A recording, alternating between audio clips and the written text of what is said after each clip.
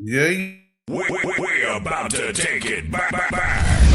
Ladies and gentlemen, here it is, the most listened to radio show on the planet. This station is now the ultimate power in the universe. Tony and Julie on the radio. The love doctor selling weed on the radio. We about to get live on the radio. Two mics and a mind on the radio. Radio, turned up on the radio. Radio, turned up on the radio. Radio, turned up on the radio. Radio, turned up on the radio. Two mics and a mind. Two mics and a mind. Two mics and a mind. Two mics. Watch this. And a mind. Yeah. We back. That's We it. back. What it do? Hey y'all. Listen, I'm feeling good.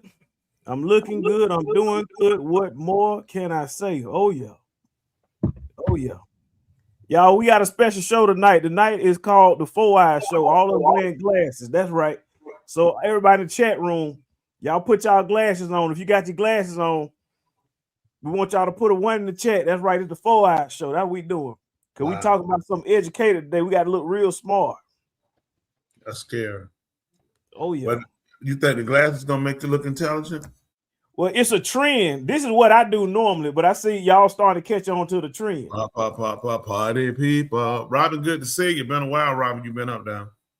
Bill, good to see y'all. Shalom, everybody.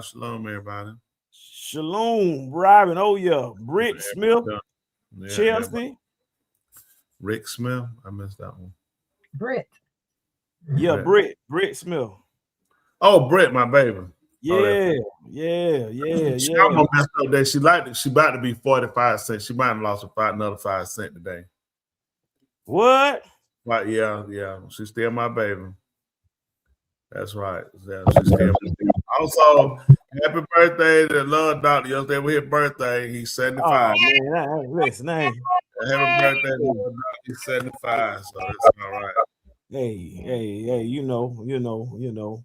I appreciate the appreciation. I had a wonderful time. I had a time to experience some oxtail omelets. Have y'all did that, an oxtail omelet? Ew. You just can't do everything with everything. Listen. Yeah, it just Oh, when he said everything. it wild look there, she strange.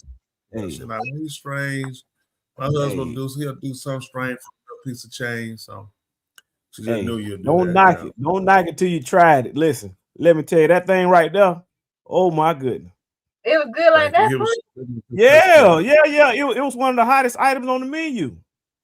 Yeah, I mean, oxtails are hot anyway you got them, but they're just doing something. I'm an oxtail connoisseur. I just don't get the oxtails, and I mean, egg texture, that meat. I mean, it's a beef. You might well do steak in an omelet, because I mean, the oxtail, depending on how you cook them, like how quote unquote African Americans do it, as they say, call American. It's that juice don't go. Maybe Jamaica, but the Jamaicans, the kind of that juice, like what they use. I mean, I love oxtail. Let me tell you something, man. Look how much I've been born with them oxtail. I'm telling you, as a kid, I didn't appreciate oxtails like that. They were always expensive, even when they was like $2 for a tray. They always felt like oxtail was expensive, but you don't appreciate oxtails until you get grown and realize, man, we should have had. Man, that was the best food.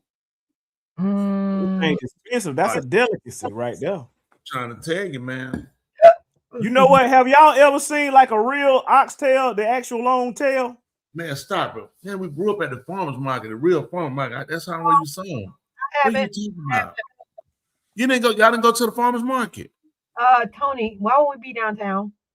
The farmer's market, you get the whole tail that was hanging up. They get it. The whole tail hanging in the air. Somebody said kangaroo tail. Please don't. She can eat that. You're right. Those Negroes, spiritual oxtails can't touch that. He ain't lying. Let me tell you something. There's no culture that cook oxtails better than Jamaica. I don't care who you are, what you say. You can argue all you want to. The answer is no. You don't. You can't. Don't eat food. I grew up on oxtail. Loved them. Listen, nobody touching Jamaicans when it comes to oxtail. It's just hands down. They got the recipe. What they do to an oxtail, man, that's ridiculous, man. I'm telling you, it's ridiculous. I'm telling you, get them things like they give you a big tray. That thing. Listen, even when you get through, what you say, man, that ain't enough, man. You're not gonna eat no oxtail beef just for them things like. What's going on, that Cafe? He said, best show broadcast. Definitely, we appreciate it. We appreciate it. Lady B, somebody heard somebody talking. I heard somebody talking about eating that kangaroo. That's supposed to be some big thing now. People saying it's cheaper to get kangaroo tail and eat it. Disgusting. Yeah, that is disgusting. Unclean animal. No, never. Never, ever want to do that with oxtails. Yeah, that is very disgusting. But let me tell you something. That omelet with them oxtails, oh my goodness. And I had a birthday cake pancake. Oh, so-called. Oh man. A birthday let me tell you, that thing right there was slamming. You ain't need no syrup. Let me tell you something. Listen, slam. Yeah, birthday cake. Oh man, listen. Oh yeah. I done found me a new spot. And I ain't gonna tell y'all where it is because I don't want y'all to ruin it for me at all. Good. I went and it took me down that place the day I went and got my wife. I bought my wife something too. I told her I was gonna take it to her while she was working. She was in session all day. She didn't answer the phone because she told me. I thought about my wife. Then you remember the way I was looking at her, get my wife something. I said, yep, you sure did. I ain't tired. I'm gonna take it down there to her because she was like, I'm gonna be in session all day. They're not bringing no food in because they saying with the cold flu going on, they're gonna have food in a box. She's like, I'm just giving me some tomato soup. I said, you know what? I'm surprised. Take that call. What you got me to eat? You got me something? I said, I just don't worry about it, guy. How you know what I eat? I said, I made old bag for 31 years almost. Don't you think I know what you eat? Well, thank you. You did great. And I yes, so I got it. Was it good? You said what? Say it again. He said, was it good? Did you eat it? Yeah. It was good. I liked it. Yeah, I liked it. That shit like it. I mean, you know what I'm saying? Oh, yeah. I did. I liked it. What you mean? I've had it before. I liked it. I had to share. I had a rap today. From there? In a turkey rap. And you had a rap today? How long did it take you to write the lyrics? You're so lame. A turkey rap.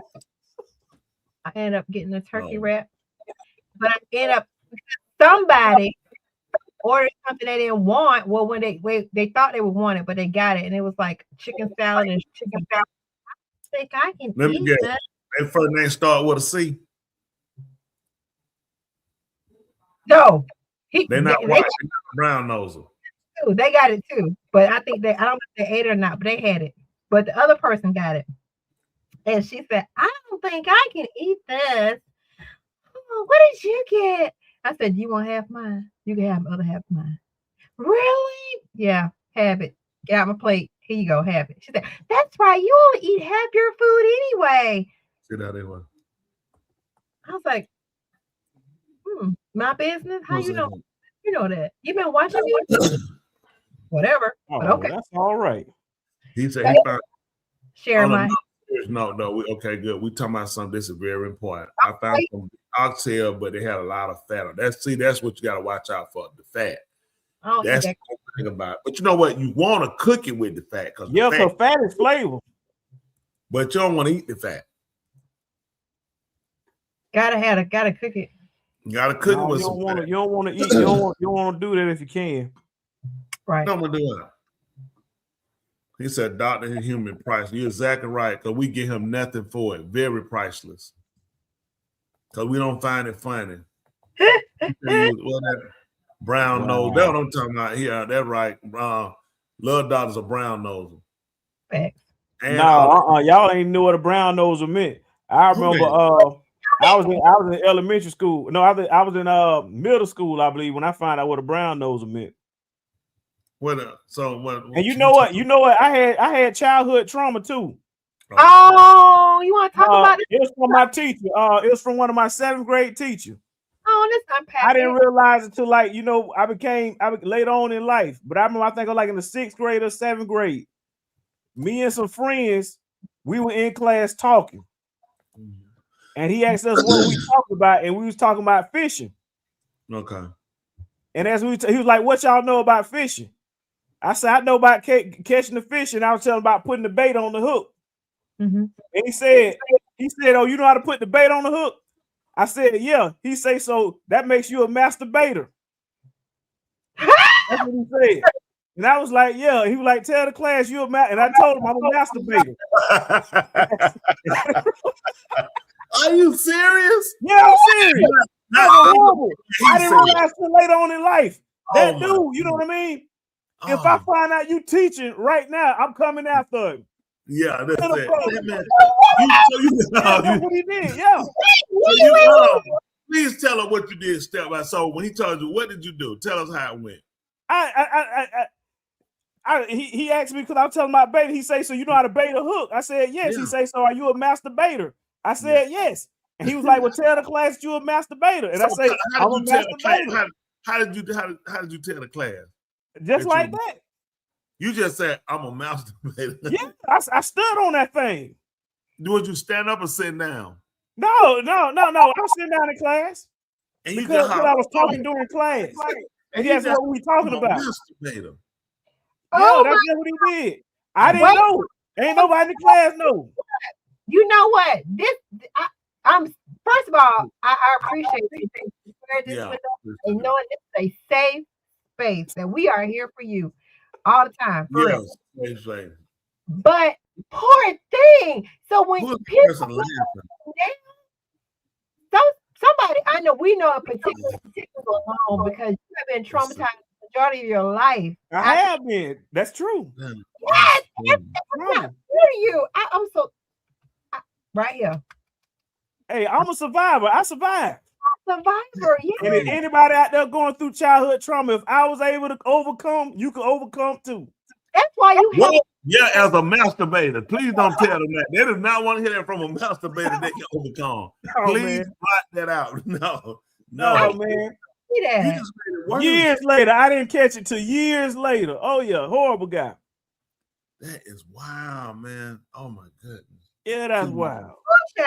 Oh my God. Listen, I cannot believe that, man. That was priceless. The fact that man, you told the class, "Hey, I'm a masturbator." Yeah, I said that thing. I was standing on that thing. I said it with pride. And then you started singing "We Shall Overcome." Man, please, man. These folks horrific, man. Did you have your hand on the table? World out there, it's a cruel world. That's a good question. Did you have your hand on the table or under the table? You know what? Y'all ain't no good. I say who that Confederate State 48. I see out there, y'all ain't no good, man. No, we just asking. He is really asking a good question. Where were your hands? Listen, man. Did you have them in the air like I'm a master? Or did your hand under the table? I'm a masturbator. Listen, man. I remember that guy too. I remember his name. Oh yeah, I remember the teacher. Yep, he was a world geography teacher. He was teaching us world geography. Oh, I remember that. Listen. That was fun. We listen. Whoever he is, wherever he is, we want much success to him. We appreciate him for bringing that joy and laughter. We needed that. And life is so uptight, precious, and I think today. We're in I think we're in one of the worst series of life for people. You know what I'm saying? I mean, we have so many uncertainties. Reality is the average person is really looking at you're just going until it all fails. That's a bad place to be. Think about it. The average person is from paycheck to paycheck. Nobody can pretty much. I don't know the people on the side. You can put up if you can. Can you go? Two paycheck. Can you go without getting two paychecks? Y'all come in if you can. And also come up on the live side, come on the live side. And it's something we need to discuss. being able to kind of, have the mental state of people today, not mental illness. Everybody want to, parade for mental illness. What about people just, having sanity, keeping their sanity? And it's hard today. A lot of people, are by themselves, even though they might be in marriages or relationships, they still feel like they're by themselves because a lot of relationships are basically kind of on edge. It can go either way. That's not everyday, especially when it becomes, financial. Communication is not very, it's not going really well. Inconsistency with people, or even, you might be the inconsistent partner. So I think for a lot of people, it's a lot going on. I see one of them, she put up, Lakiara put, I definitely can't go without 2 paychecks. And that's a scary place to be in your life. You think if you get paid every week, so is it impossible to have a situation that happen and you're down for 2 weeks, you can't work? Is that impossible? And then if you don't work from home, it's different. You work from home, but I can at least make it to the computer, or I work from home 3 days a week or whatever. You think about that, that's scary.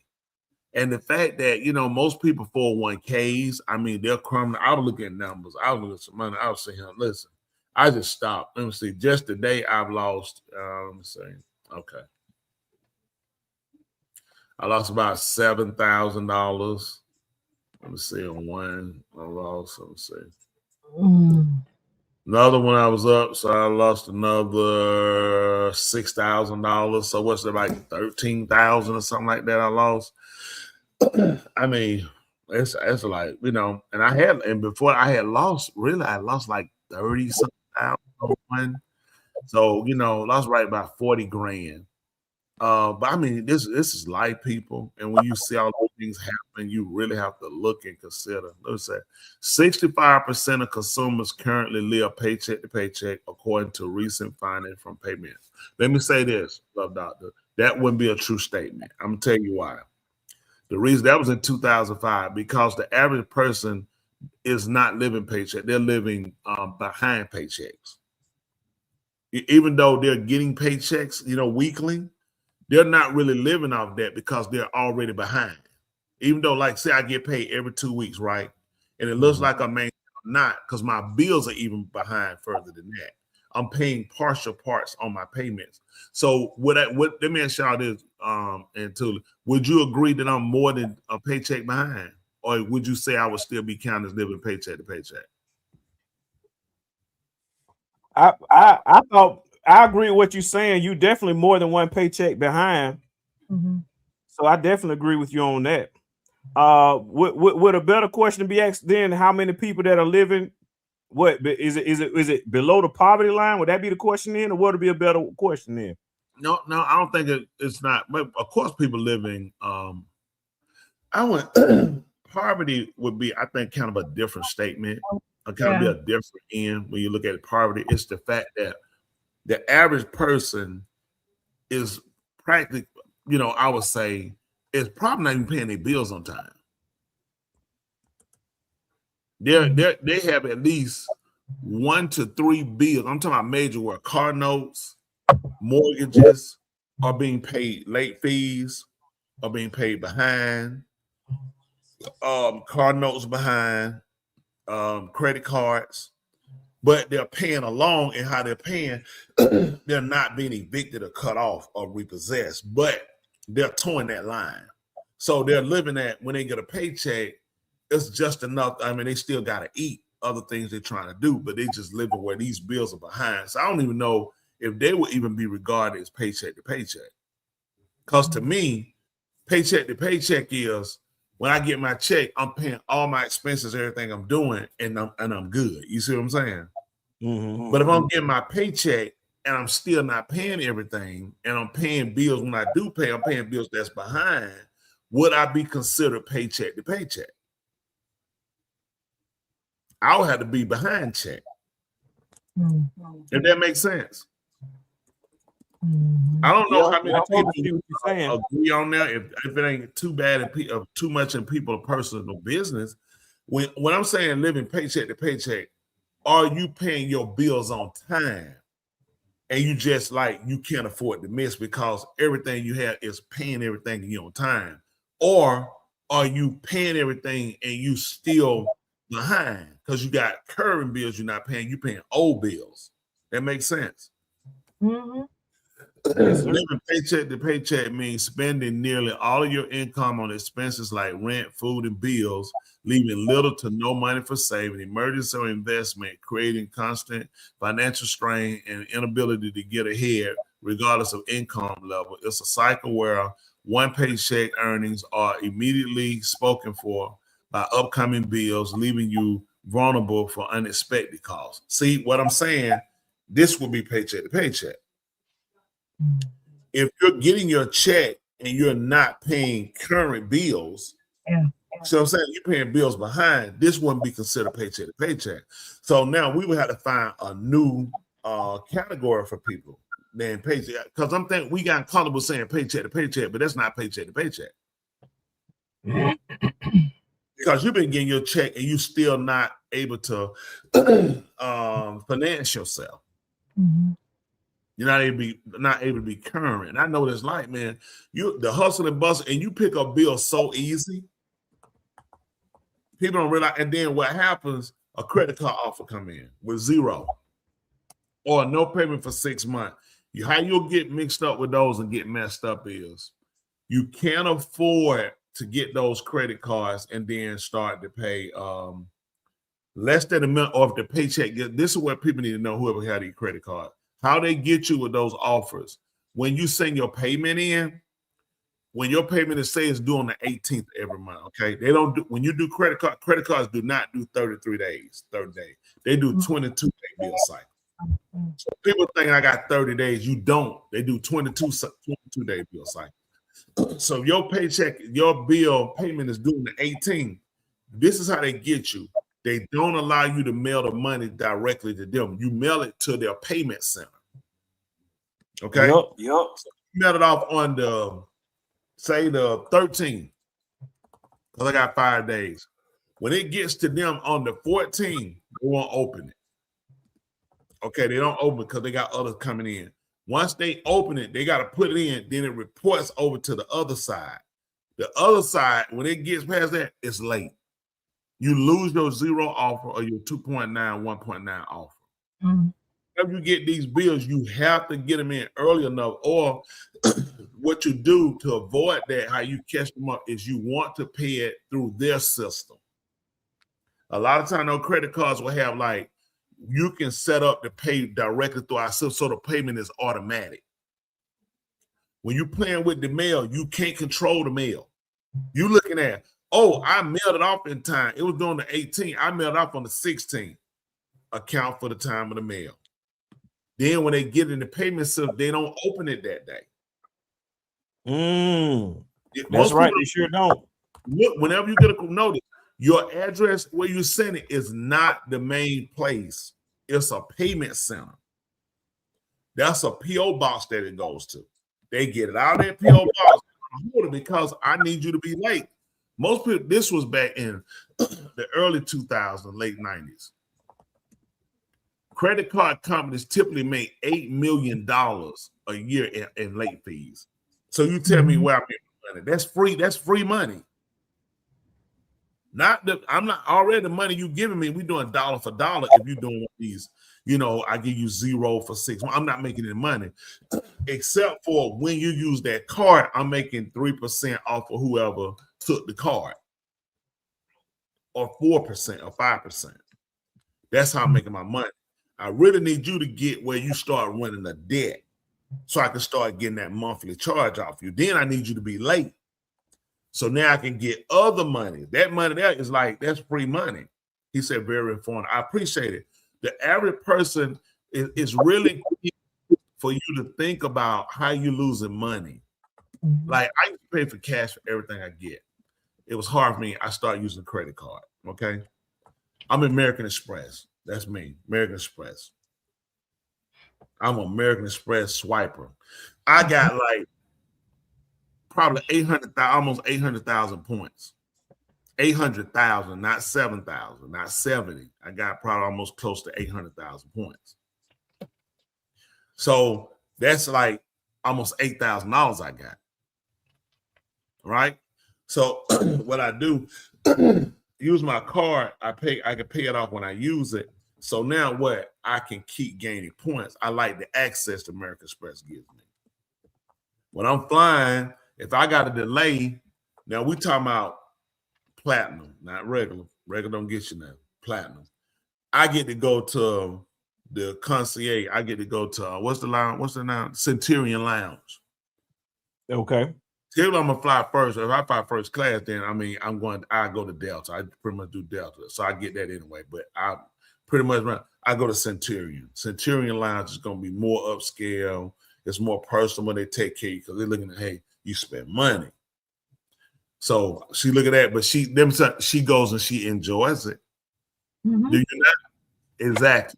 But I'm using the benefit versus when you spend cash, you don't get nothing back. How you want to use your credit card is this way, people. You want a credit card that gives you back something. Why? You're earning free money. Like I said with me, I already got $7,000 some. All I gotta do is just tell them to cash my points in. They'll cut me a check back. Oh, we need to do that. I mean, I'm good. I let it bill because I could take an American Express trip and everything it paid for itself at vendors where I spend money. So I earn the points. I build a relationship with American Express. It also gives me benefits when I fly. Yep. It gives me benefits when I rent. I don't have to pay for insurance. When I rent a car, I don't have to pay for insurance. I already have insurance. American Express covers me. They're like, you covered. Don't worry about it. It covers me. It covers my employees. My wife, everyone that got the car will cover. So you look at the benefit versus I'm just paying for cash using a debit card. I don't have that.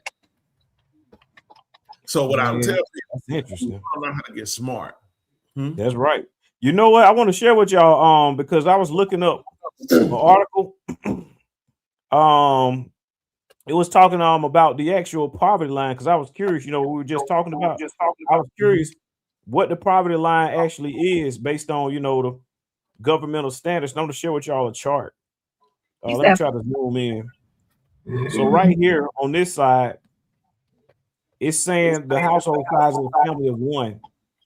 So it's saying the poverty lines is 15,960. You only have one person in your family. And as it goes down, these is more and more in your family. And when I'm sitting here looking at these numbers, I was like, wow. In terms of the more kids you have, the closer you are to being in the poverty line. If you're not generating the income, Yep. So that poverty line, that's $15,960. That's like about $7.20 an hour. Is where it starts. That was pretty interesting. That's just one person, right? Yeah, that's just one person. If that one person had a kid, if you got a household of two, then the popular, 3 and 4, then it goes up a little bit. Like a family of 3 will have to have $27,320.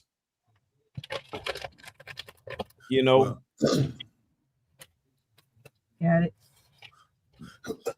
But I mean, today, if you're making $50,000 and you got 4 people, you poverty.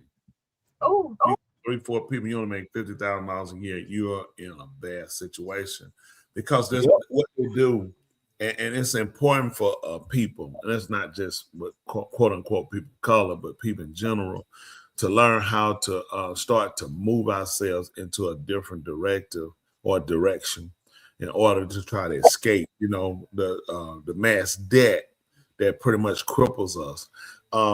Little things that you can start doing. Suggestion: always is a good time to start saving. Don't set up for next week, next week, next month, next year when something happens.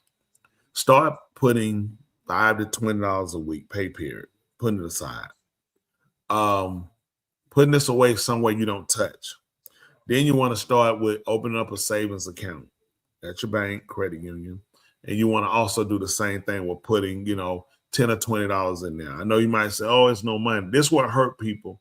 They keep something, wait till I get some real money. Okay, $5, $10, $20 is real money. It will build when you allow it to set and don't touch it. The problem becomes you keep looking for this one big mass. Oh, when my income tax comes, excuse me. The problem is with the average of us, you've been banking on your income tax since last year, January, which means you've been borrowing, you've been creating debt, and everything you've been saying is this. When I get my income tax, I'm going to pay it out. Y'all can tell me how many y'all agree. I got another bill come up. Now, this in January, I'm looking for my January, February, March. Oh, my income tax, I'm just going to do this. I'm going to pay it. So when it comes around, when you look at what you're getting and what you committed to, it's not practical. So I can't say that. I owe everybody. This has come up too. So it's not practical. What you start doing today, what I want everybody to do, I want you to start putting aside every week $20, every pay period. Well, I get paid twice a month. That means you're going to put $40 a pay period up. 20. Let's do the math. Let's just look at the math. So we see what we're going to be getting. So we do 52 weeks times 20. That's going to give us $1,040. That's what we're going to get. Look what we're going to get. $1,040 we're going to put up. And that's all right. Well, as small as $20 a week. Okay. So we're going to do this for 4 years. I'm just looking. Oh, goodness. So we are going to be, what's it, $1,040 times 4. It's going to put up 4,000. What did I say? 4,000. Y'all can say the number slightly. $4,160. But what we'll start doing with that money, we'll want to put that in an account where we can start gaining interest. We would also want to get us a savings account, and we want to start putting it up. She said, I've been doing that since we suggested. It's at the beginning of September, $20 a week. So in 1 year, September, now think if you put a little something extra on it, you're going to have $1,040. The average person had $1,000. You with how you living tightly, $1,000 makes a difference. Plus, you start looking at your disciplining yourself. So you didn't put that 20 aside if you live in paycheck to pay, which means you start to discipline yourself to say you're cutting. Excuse me, you're taking something out of your daily routine instead of just throwing away the money. Okay. Yeah. Question for you. So the situation. Go ahead. All right, we're saving $20 a week. 20 a week. Correct. Now my question to you is, what happens hypothetically if my check engine light comes on? What do I do to make certain that I don't touch what I've been saving? That's what we're going to put up, and we're not going to touch it. Once we put it aside, it don't exist. I got you. It's going to be the boom boom room. What would you do? So let's answer a question. Let's just use me, or I'm going to use you. Okay. Typically, if you get a repair, you have to pay for it out of pocket. You got to figure out something, work something, maneuver around to do it, right? It just saying you don't, but the average person will, okay? Right. We're going to use that same routine. We're not going to touch it. Now, if an emergency somehow, in order to get from getting in more debt, let's go ahead and touch the money. Because remember, I'll say this reason why. We're putting the money aside for what? For future events and putting up for our future, okay? If I don't get this taken care of, I'm not going to have a future. Just say, let's go with the check engine light. That check engine light not being fixed can keep me from getting to work. So do I go in more debt when I'm already living in a tight squeeze, or now do I go touch this money to pay for it so I can keep working, and I got to catch it up? Because what we want to do, we want to strategize to where we don't go and create more debt. Right. If we create more debt to save, the money we're saving got to go and pay the debt. So now it didn't make sense. He said keyword discipline, but at the same time, let's use logic. We're putting the money up for what reason? For savings. If something happened unexpected.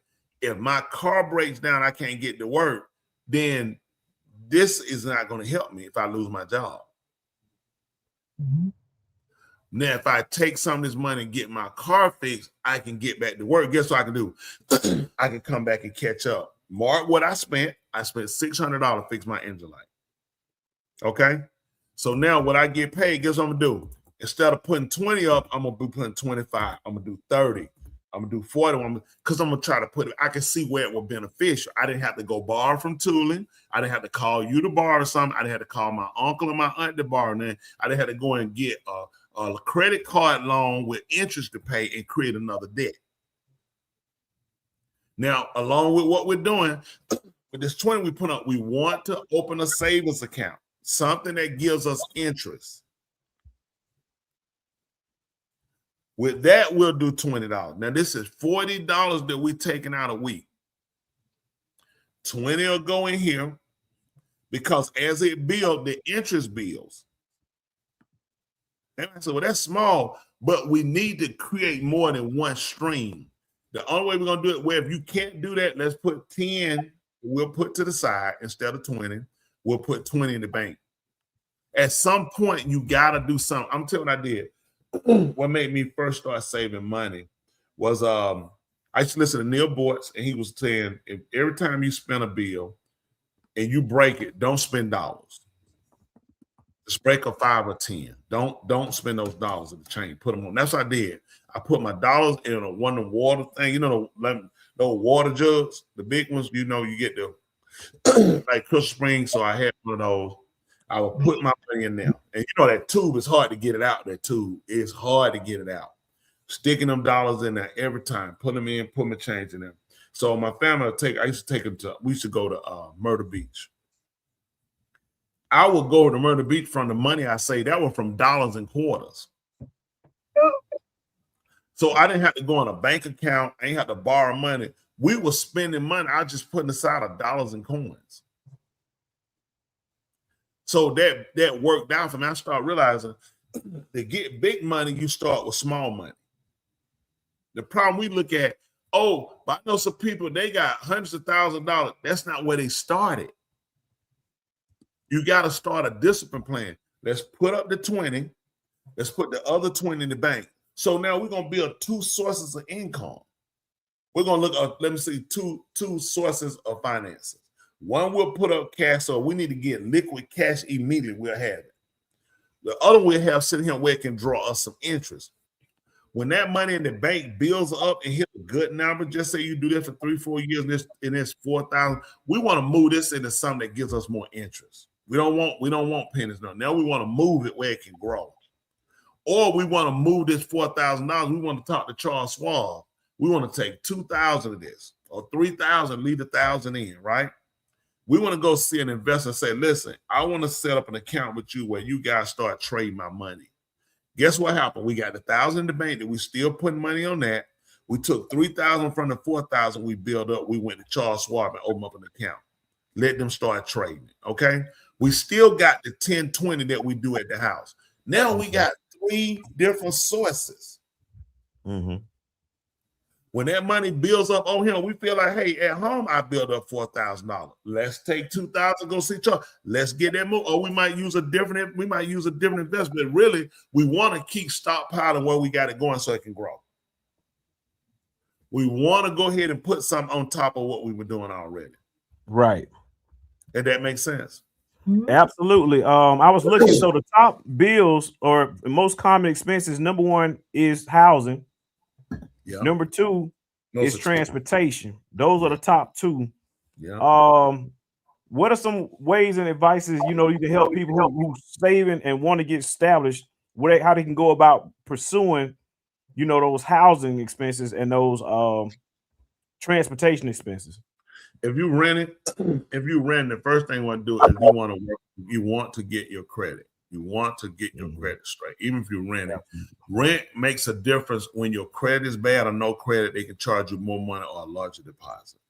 You want to work on getting your credit. If you have no credit, you will want to get one of those smaller secure cards to start something. Get it going. Even though it's small, get it. Make small charges. You never want to get 50 to 70, over 50, over 75. On a credit card, you want to keep your credit card down usage to under 30%. Credit card companies look at you. Your credit report, what it shows them your risk and liability. That's why they keep it. It shows how many people you owe, your payment history, what you paying, and they already watching you. They know this is for them, so they can say, right now you're at a risk level where you're subject to crash. We on a car lot. So sometimes when people come to buy a car, Breezy handles the finance. He'll put them in. The finance company come back and say, the only way they can get that car, they need to sell their other car. Mm-hmm. So we get them in, hey, good, they'll finance you, but you got to get rid of the other car. Huh? I need a third car. What you mean listen, they say you already got 2 cars. They're not doing it. They can see the risk. You're too close to crashing. Get rid of one and get another. They're like, but I need 3 cars. Your credit doesn't allow based on what you make, based on how your debt load. But there's a hidden scam that erased Black Native Americans from history. Okay, that's one you got to get for later.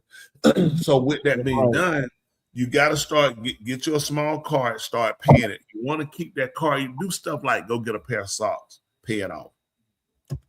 Go get some gas, but you were gonna pay cash, pay it off. Because now you want the other credit cards to hit you and say, hey, I want to establish you some credit. Maybe it's $1,000. Stuff we want to use that card for is stuff we're going to pay for, but we want stuff to give us cash back. That's so true. Every time we use the card, we want to make sure we can pay the bill. We don't want to pay the card and be stuck with interest. Ain't that the truth? That's the truth. I'm trying to listen. You gotta be all about the credibility. It's all about your credit, your credibility, and that leads us to one story in terms of credibility that's popping up that I want to share. Thule sent me this article. I don't know if this your article, preacher, but I wanted to segue over to it because it's spot on in regards to credibility in terms of how politicians are handling situations when they're in Congress. Let's take a closer look. A heated exchange erupted in Congress yesterday. A medical doctor refused to answer the question, can men get pregnant? This happened during a hearing about the safety of the abortion pill and efforts to limit its distribution. CBN medical reporter Lori Johnson has the details. The Senate Health Committee heard testimony from an abortion doctor who said mifepristone is safe and effective. Her credibility came into question when she used to answer Senator Josh Hawley's basic question. Can men get pregnant? You're a doctor, I think. Science and evidence should guide medicine. Do science and evidence tell us that men can get pregnant? Biological men, can they get pregnant? I also think yes/no questions like this are a political tool. And no, yes/no questions are about the truth, doctor. Let's not make a mockery of this proceeding. Another physician testified mifepristone can be dangerous, especially to women who get it in the mail. The different risks that are associated are bleeding, infection, hemorrhage, need for transfusion, and perforation. Louisiana's Attorney General said the drug's by-mail access circumvents states' abortion bans. After Dobbs, the Biden FDA promptly announced that it would remove the in-person dispensing requirement for abortion pills, thereby authorizing mifepristone to be shipped nationwide by mail. Pro-life leaders want the Trump administration to suspend distribution of the drug until its risks can be further studied and to reinstate mandatory in-person doctor visits. The American people can and should weigh in on this. And they can make their voices heard by texting LIFE to 67742 and signing the petition calling on the FDA to act. Lori Johnson, CBN News. Well, there you go. They're asking the same question again. Can men get pregnant? Can men get pregnant? Y'all, this is 2026. Let's show you how to suffer. What did I think? The fact that you have these conversations is scary in itself. Absolutely, the fact that they got to have a conversation is scary in itself. You know, that's spot on. The fact that they don't know that men can't get pregnant, we have this conversation. That's not even a conversation.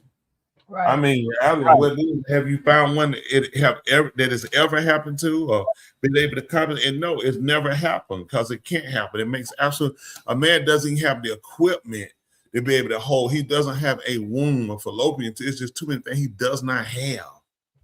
He does not have the eggs. It's no way. The man is a cedar.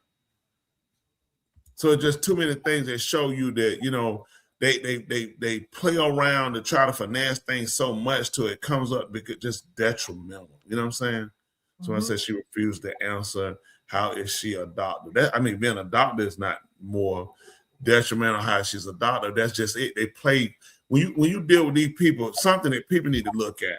If you look at the emblem on a medical doctor's shirt, it shows you a staff with two serpents on it.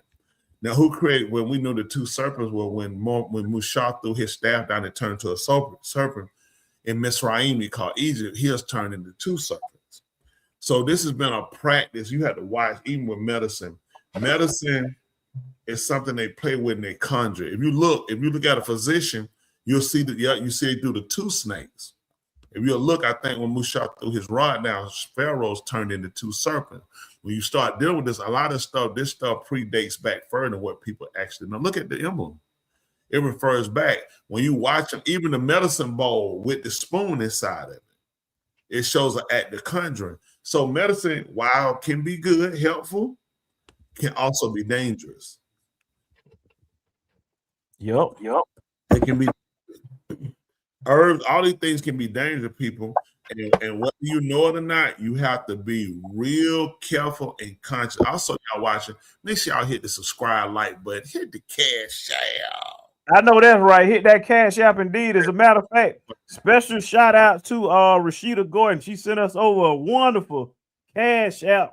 And we appreciate it. Y'all join Rashida. Sing out, let them hear the song. Let them hear the offering song. I know that's right. That's what we need to do. Cause I hear this song, time for I believe there's some people out there that could give even more.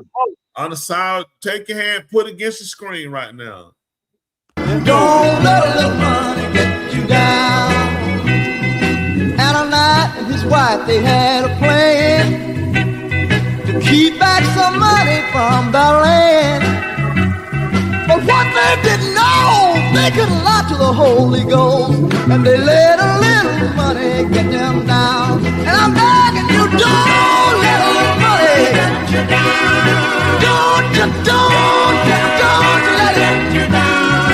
No, we let you down. Please don't turn around. Don't let a little money get you down. Ooh, it's something about the words to that song. Oh my! Ooh, that thing that had me about to start running. Yeah, that's a message in a message. Ain't that right, Tula? There she go. Look at that cash out. They need to be calling in. They sure do. They sure do need to be called in, Tula. We thank everybody for contributing. We have people that contribute. People gave last week just so that you keep your clothes on. You want to take your turtleneck off last week. That's right. All y'all hate on this turtlenecks. Y'all want to see some new wardrobes and new color turtlenecks. I need y'all. Go ahead and donate. You know what I mean? Take this money so he will not have to take his clothes off. Y'all hit that cash out. Hit that cash out indeed. I donate my paycheck. I don't want to see that naked body. Wow. Well, segue to the next topic. You talking about naked bodies, and this right here is an embarrassment. Because we have adults still trying to prey on these little kids. You got a dude in the mail, not in the mail, dude in the news right now, who apparently I'm unfamiliar with the story, so I don't know all the details. I'm gonna play this 2-minute clip, and everybody, y'all give y'all thoughts on this. Let's take a closer look. Developing right now at 3, prosecutors have leveled another accusation of child sex abuse against actor Tim Busfield. This allegation comes as Busfield made his first court appearance today in Albuquerque for charges of sexual abuse against 2 children in New Mexico. NBC4's Ted Chen has been monitoring that hearing. He joins us live in the newsroom with the latest. Ted. Annabelle, Timothy Busfield's scheduled court appearance today comes after he turned himself in to authorities in Albuquerque. He has adamantly denied allegations of sexual misconduct. I'm going to confront these lies. They're horrible. Before turning himself in to New Mexico authorities and appearing in court, Timothy Busfield told TMZ he was innocent of charges he had inappropriately touched 2 child actors on the television series The Cleaning Lady, in which he was both an actor and director. They're all lies, and I did not do anything to those little boys.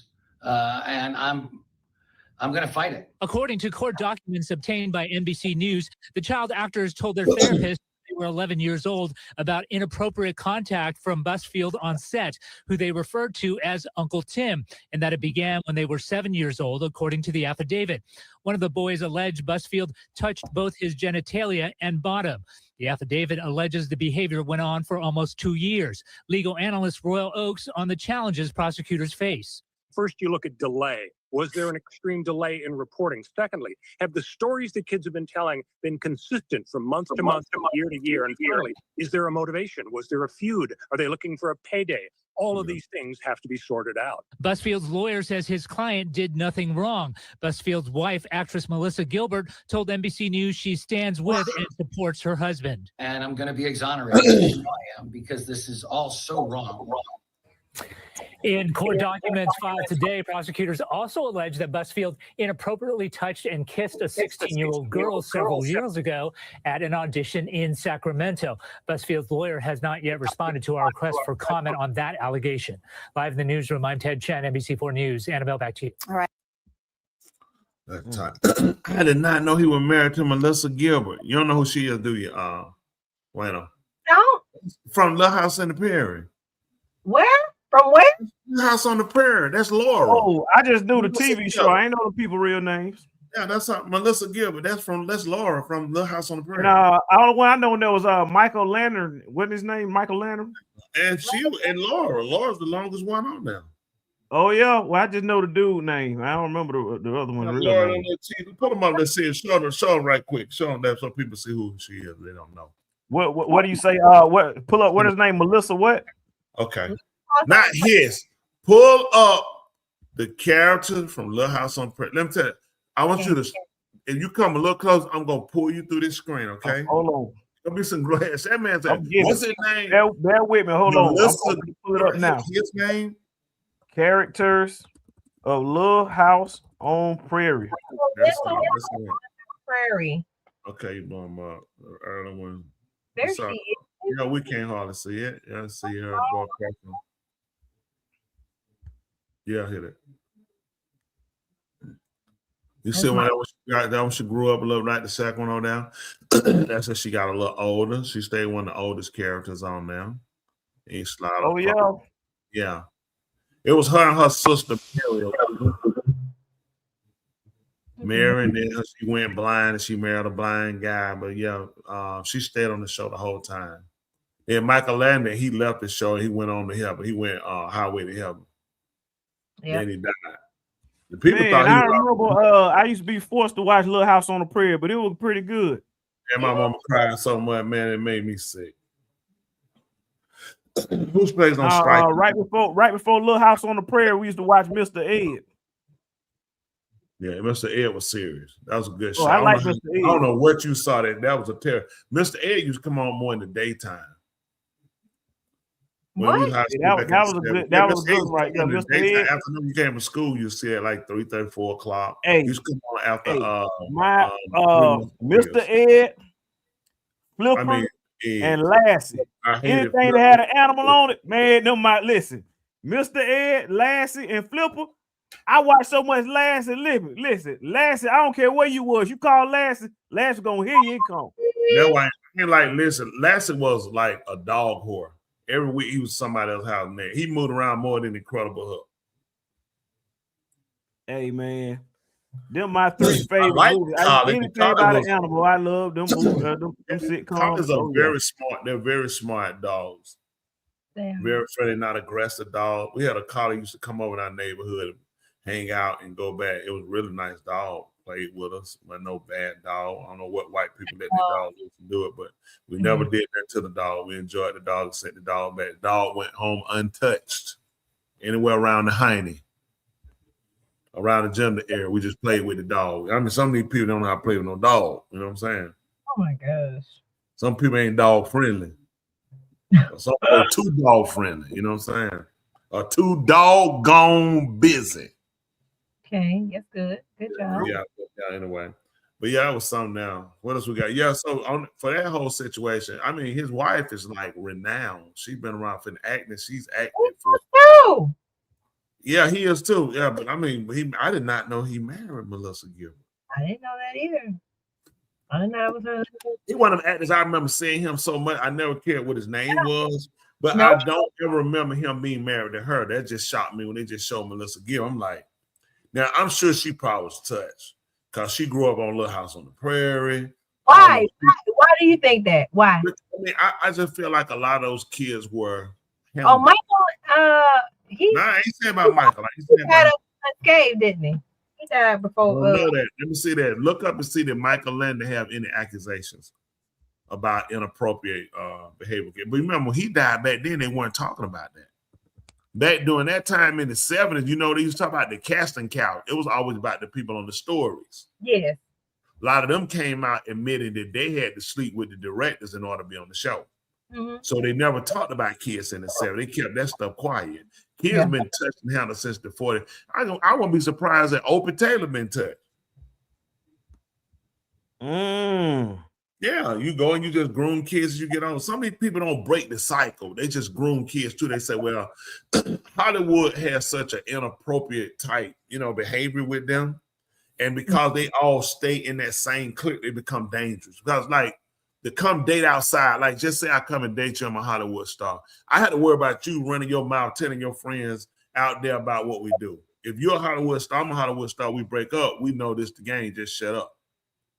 You might say, I'm a no good man, you're a no good woman, but we're not going to talk about I brought no kids in, and I'm not going to talk about your sexual fantasies of bringing other women in. We ain't going to talk about it. We just, hey, we moved on. A lot of them, they never did talk. They just moved on. Because everybody played. Yeah. What That's you said? true. So, I don't see nothing about kids, but I do see where he looked like he had an affair. Mm-hmm. Oh, I think that might be. And what happened? Sounded about public affair with a subsequent marriage to Cindy. Who is that? Cindy Clerico. Okay. That's his makeup artist. From Little House on the Prairie. Caused significant rift with the co-star and adopted daughter on the show, Melissa Gilbert. See that? They called problem. Why you ask yourself, why was that a problem with her? But other less incident. You might be on to something. No, she looked up to him as a father figure. I mean, that don't mean if they were sexual. Standard voice. Landon had an affair with Cindy. Okay, that did okay. Oh, wow, married to his second Lynn. What's her name? Lynn Noel. Lynn Noel. This affair led to his divorce and later marriage to who? Clara Cole. That's his third marriage. Controversial due to Clara Cole's age and her work on. See that? Oh, look it up. Look it up. I'm trying to tell you, that's what impacted Melissa Gilbert. What happened? See that? Yeah, that marriage deeply upset Gilbert, who played his daughter on the screen, leading to a strained relationship and rift between them. Now, I'm telling you, so that's something about that. How old Cindy was? They're saying she was young. Now look up, see how old she was. So you search these people out, you find a lot. But you gotta remember, back then you didn't know about stuff like this. People didn't talk about this in the news like this.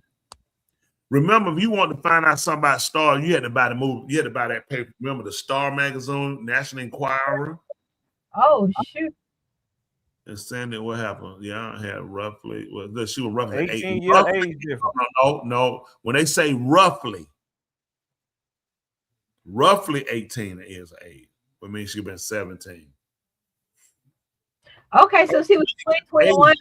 Oh, okay. Age. I just saw it. Okay, roughly. Okay, age different. Okay, with Landon born in 36, and Clara Cole in 57, making her around 20, 21 years younger, 20 to 21 years younger when she met and married. Well, some sources suggest that she was around 18 years old. See that? Look it up. Around 18. What I said. Yeah, you know, right now. Look, it don't take long. Look, you called it. You called it. No. Y'all not reading that correctly. No, that's not what 18 years the difference. Yes. Not 18 years old. She was a makeup artist, according to you. They married at 18 in 1983 and had 2 children, and Clara Cole being about 34 when Lanny passed away in 91. So hold on, that's a math problem. That Little math, yeah. Yeah. Hold on. Dude, she was 34 subtract. What's 1983 to 91? What's the time? Hold on 1 second. They got married when she was in 1983. Stop, 94, I thought it meant.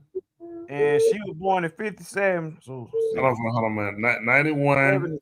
And they got married in 1983. all you gotta do is divide 1983 minus 1957. it was close because we don't know how long they was. We don't know how long he was fooling around with her before they decided to get married.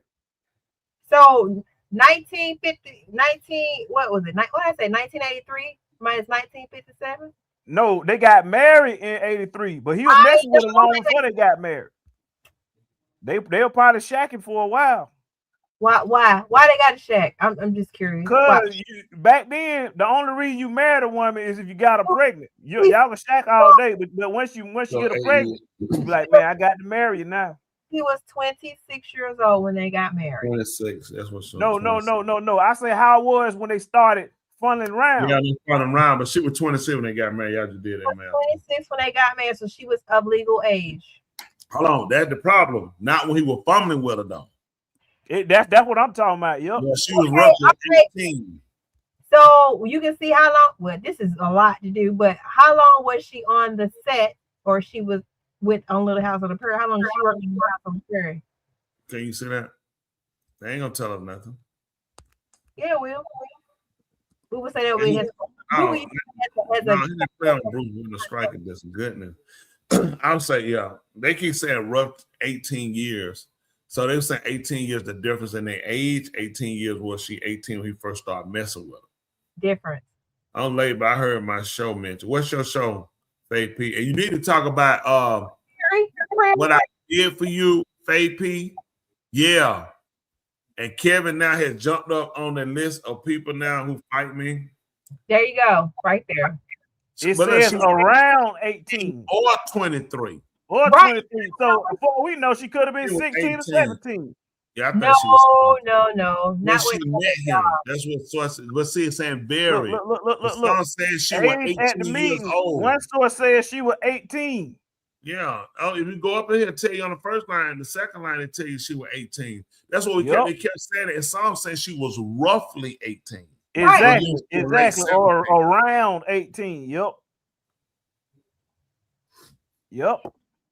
That's probably why she got the part as his makeup artist. Look what she said. Look at him. Oh. They stole my look. Way to go, Faye. Y'all see that? Preacher wrote me an amazing song that will go triple platinum. There we go, Faye. Okay, awesome. We getting better. Kel coming down on that top. Hey, tell him he neck and neck with Jaheed now. He was over Jaheed. Truly, I talked to y'all manager, and he led me to believe that y'all gonna have a release. Anyway. One of y'all projects should be complete within a few weeks. I'm thinking maybe no later than the end of this month or the first week in February. Yeah, that'd be out. They have it out. Okay. That's what be done. Our show. So that's what we'll see. And I want some of your tracks to be played at the board meeting. No, people they need to hear it. Please stop. Back to the show. So listen. So we know Michael Landon will mess around with younger women. I'm telling you, me, for Gilbert to fall out with him, it's because to me, when a woman fought with a man about something, either it's like I said, it could be hurt, let down, saw you as more, or it could be let down because you've been playing with me. Yep. Bitter. Yep. Jealousy. Yeah. I'm gonna tell you another girl I question about maybe will mess with. Now, me questioning. Don't know for sure. Tony Downs on Who's the Ball. Remember that girl, how she came up? Samantha, she wound up going to every little freak fest little show she could get. All her shows were Huzzy shows after that. Fast Light show. Melissa Gilbert also kissed Monzo when he was around on the show. Oh, that boy that's on the show. I remember that boy on that show. His name. I remember him. You remember she used to watch Little House on the Prairie? She watches current. Yeah, because she couldn't know about that. I remember that, yeah. Her teeth was so jacked up on that show. I used to kiss her probably. I used to hate her eye cold, teeth messed up. And like, she grew up to be a better looking woman, but her shows, she always got like little scrumpy roles. Being a child actor really hurts them. But having said that, what else we got? We'll move on to. Man, we got some craziness going on, and I'm kind of reluctant to play this next story, but I'm just gonna be obedient because this right here is in regards to a woman. I feel as though there's a degradation to women in society and give them a bad rep, but nevertheless, we talking about the one, the only, the Oprah trying to redefine the word obesity. Yeah. Robert F. Kennedy Jr. dismisses Oprah obesity gene theory. It was your choice. What's she saying? First of all, she had every kind of surgery operating to put hair on her head. Yep. She came with a fat afro. She was wobbling down the show. She not what just stopped. Oprah just stopped. I knew that when she not had hair. Now she always had. She did, but then she went and got the whiter stream of hair put in. Let's see what she has to say. And it's on The View, so you already know it's some foolishness. Yeah. You already know. It ain't everybody on the show blind, and they call themselves The View.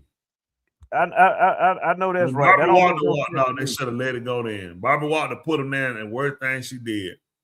Go ahead, let's see what she got to say. All right, let's see what you got to say on this right here, because this right here ridiculous. Let's take a close look. Let's see.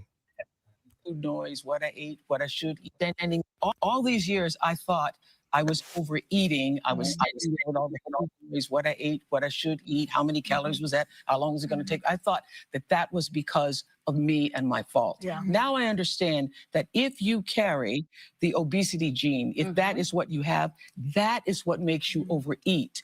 You don't overeat and become obese. Right. Obesity causes you to overeat. Right. Obesity causes you to have all of that food noise. And what the GLP-1s have done for me, and I know a number of other people, is to quiet that noise. Yeah. All these years, I thought.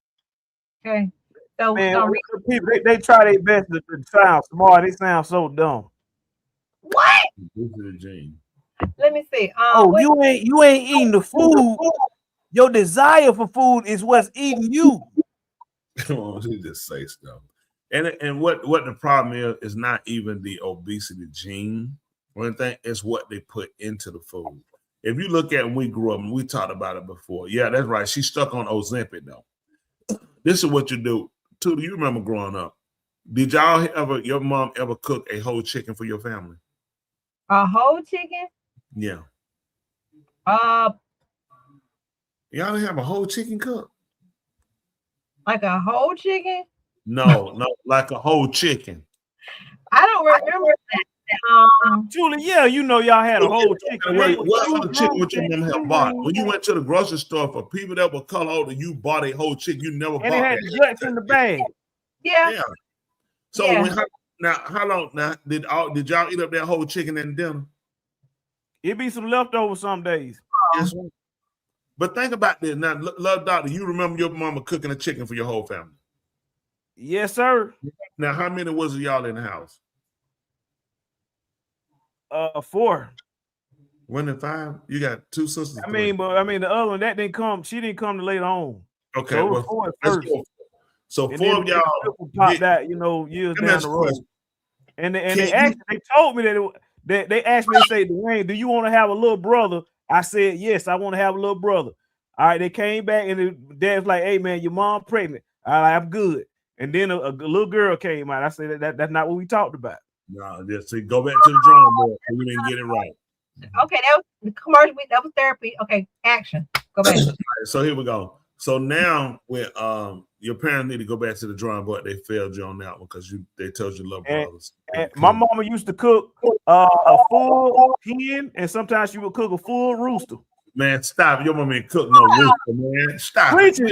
Yes, she has. Your mama told you she cooked the rooster. No, she didn't have to tell me. I can look at it. I can see it's a rooster.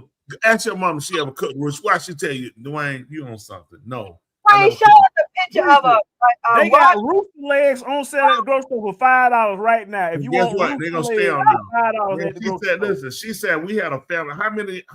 Y'all had a whole chicken cooked. Did y'all eat that whole chicken that night? This is what you look at. That's because preacher, my mom, she would cook like sides and stuff too. Like we had greens, we had rice, you know, it wasn't just like lima beans, you know, we had it wasn't just like she on the chicken. We had a lot of the food too on the plate now. Okay, let me say this. Oh God. My mama cooked the chicken. We never just had the chicken. We had it too. Okay, baboon, the baboon animal. Okay. First of all, with the chicken, we had sides too. We still did not eat a whole chicken in a setting. Today, right now, I can get a whole rotisserie chicken and I can devour it. It's nothing to it. Even you wouldn't eat a half a chicken by yourself. When we used to go to Church's Chicken, get an 8-piece family meal, right? We would get French fries. Man, you couldn't eat all that chicken that night. You had chicken in the refrigerator and chicken the next day. Yeah. In a box. Yeah, you're right. You're right. It wasn't no 12, it wasn't no 20 pieces back then. You're right on that. When you got that chicken, man, Church's Chicken, you'd be that wing, that drumstick part on the wing was so huge. It was like another drumstick. You got that wing, it was like, man, and then you can eat the crumbs. You take the bread, you can mash the crumbs inside the box back then. This in the 70s listen, that cherry drink was so cherry. It was. Would be in your teeth. True that. When I tell you that strawberry drink, it was a drink. That strawberry drink from Church's, let me tell you something, you couldn't get on a can taste that good. Do y'all see that on the screen? What is that? That right there is a new American brown rooster. It's a frozen rooster. Look at it. I don't want that. A brown rooster. You can get it. They 3 to 4 pounds. I'm trying to tell y'all. You can have, and get what? Enjoy yourself. Where'd you buy it from? Look at it. Look at it. Y'all see that? Look at it. Okay, let me ask you a question. Who's selling it? It's a brown rooster. What's it's a the new name? American brown rooster. I'm telling you, they got them. Look at them chink marks on the bottom of it. Look at them chink marks right up on the bottom. Them chink marks. Whenever chink look, that part at the top, that's where they got the guts. That way you get your chicken livers. You know that. Be in the bag. That's not how I'm trying chicken to tell you, is. Priest, that's some good. That's some good cooking right there. Is that clear? First of all, that don't even look like a club bag. It looked like I thought it was a terry claw. Hey, y'all done had a rooster. I never ate no rooster. The thing from China, you wouldn't know. Just like when you eat a cow, you don't know if the cow is a girl or a boy. That's not true. A What? bull doesn't do bulls like that. They don't typically do bulls. How does it make sense? Listen, you got dairy cows, which you don't eat dairy cows. You got your other cow there, they just keep them just for milking. They let them just go and milk them out. Then you got your cows you get that you put out for eating. Bulls get caught up in bulls, they do grind up and do bulls because they do, I mean, it's still, in their family, but the tender more meat gonna be with the female always. Same thing when a man get a woman. He ain't trying to get no hard leg, he want a soft one. What's some meat? I'm talking about. So her leg all stiff and hard, man. Ain't that lady leg, man. That's her leg. She got no leg in the middle, stiff and hard. That's a man. Preacher, have you ever heard of Fayetteville? No. Are you serious? Listen, man, Fayetteville, real popular. They got a restaurant called Frozen Rooster. Right there off Jonesboro Road. I'm trying to tell you. And what they do? Frozen Rooster. Look at it. Not Fayetteville. But what do they sell? Do they sell roosters? Chicken wings. That's not. They just call them frozen roosters. Look it up and see. Do they sell roosters? Come on now. Go to the website right now. Look at them. See if they sell roosters. Go to the website. We could call them. We could call them. They might be open. Somebody in the chat room call Frozen Rooster and ask them. Listen, Roy Kadai said you giving homage to Buddha. That chicken. They had all that stuff on there. And she said, look now, they had a family of 6. She said they couldn't eat a whole chicken in one sitting. And I'm telling you, it's what they've done to the food. Man, let me tell you something. This been a couple years back. I bought a rotisserie chicken. I just ate that whole thing myself. It was, man, let me tell you something. When you sat down to eat and you had a breast on your plate, that thing was huge. Yeah. Once you ate a chicken breast, now a chicken breast it's like they shoot it up and they make it smaller and they make you consume more food. It's not a gene in the people, it's what they're doing to the food. The food is not, listen, the food is not healthy. The food, the food has more additives and other things in it. The food is not fulfilling. You pretty much just gobbling. You just like today, people more like a garbage disposal. Well, he said they sell chicken. Look here, somebody telling you about them right now. They do. Listen. Whoever said they sell chicken, you don't know the difference between a chicken, a rooster, and a hen. A chicken is the species. That's like saying a man ain't a human. Man, you sick. Human is the species. You said a chicken is a feces. Chicken is the species. Man, it's a species. You saying feces. Feces is something come out. Hold on, feces. Yeah, you say no. You're not saying it right. Don't do that. I don't know what The when the chicken man is the said species. The Listen, sex. you The got too gender many is a E's. rooster. What? The gender is a rooster. We know what a rooster is. What you thought we thought? No, because Black Ambition talking about they sell chicken, not roosters. I'm They telling don't you, a rooster is chicken, man. But they're not selling the rooster. Rooster, I'm telling you, they're not. Man, nobody don't say. Look, let me ask you a question. Okay, let me ask you a question. If the case, Preacher, I just bought a frozen rooster. Okay, let me ask you a question. How you know it was a rooster? Because I got it from the farmer's market and talked to the farmer who raised it. And what the farmer told you? The farmer said he know it's a rooster because he had to chop off the outie. You know, the hens got an innie and the rooster got an outie. He had to chop the outie out. All right, so let me ask you this now. So since they the same, why would he even have to pay that? Why he just didn't sell it? Says a chicken. That true. Why he got cut off some? That right? Because I it ain't him cutting off some. specifically Why requested did a he rooster. listen? If they all the same, why did he have to tell it was a rooster? He say it's a chicken, just like every other chicken. Because the farmer watches the show. He watches our show and he said, you know what, man? They don't know what they talking about. I actually got roosters. I got a frozen rooster and I can sell it to you right now. Look at him. Look what you just told. Look at him. Yes, it is. Hello, I have 27 hens and 3 roosters. Tell him, do you eat the roosters? J Rod, answer that question, J Rod. J Rod, answer that question. Do you eat the rooster? Have you ever ate a rooster? J Rod, tell the truth. Answer the question. Have you ever ate a rooster? I'm not the only person in here. I'm just conscious. See, a lot of y'all still got the scales over y'all eye, but listen. Why they shouldn't have taken this out? This is the thing. Just like those people put it up on that. Look, that when you showed the rooster, why they had to say this is a rooster? Mm-hmm. Why they just say it's a chicken? Because they know they specify because everybody doesn't eat them. Those are not typically what people buy to eat, not roosters. So think about it. They do. Why I gotta specify? Think about it. So what you're saying is, if they're not eating roosters, they're eating hens. Why is it they don't advertise them as hens? No, she said Because not yet. you either eat a rooster or a hen. We asked the question, not yet, but we are going to get rid of one of our roosters because it has started to get aggressive. So yes, you can eat a rooster. Thank you, J Rod. I knew it. Hold on a minute. We never said you couldn't eat one. What are you saying? I told you they're tough. People don't generally eat roosters. If you get them when they're young, the meat's tender when they're young. Don't wait for them to get old. Okay, listen. Frozen rooster closed at 10:30. Tried to call, no answer. Way to call. I appreciate you. But it's a real place. We know it's a real place. They don't sell roosters. Preacher, I have a rooster right now. I got a real rooster. You also got varmint. You also got varmint burgers. They look like little balled up. Man, he had them in the oven. People gonna throw them in the trash. They thought it was doodle balls. Hey, them burgers off the chain. Preach them burgers off the chain. What's your wife say? Tell your wife. Listen. Oh my goodness. Listen. She been eating burgers all week. I had to tell her to hold up.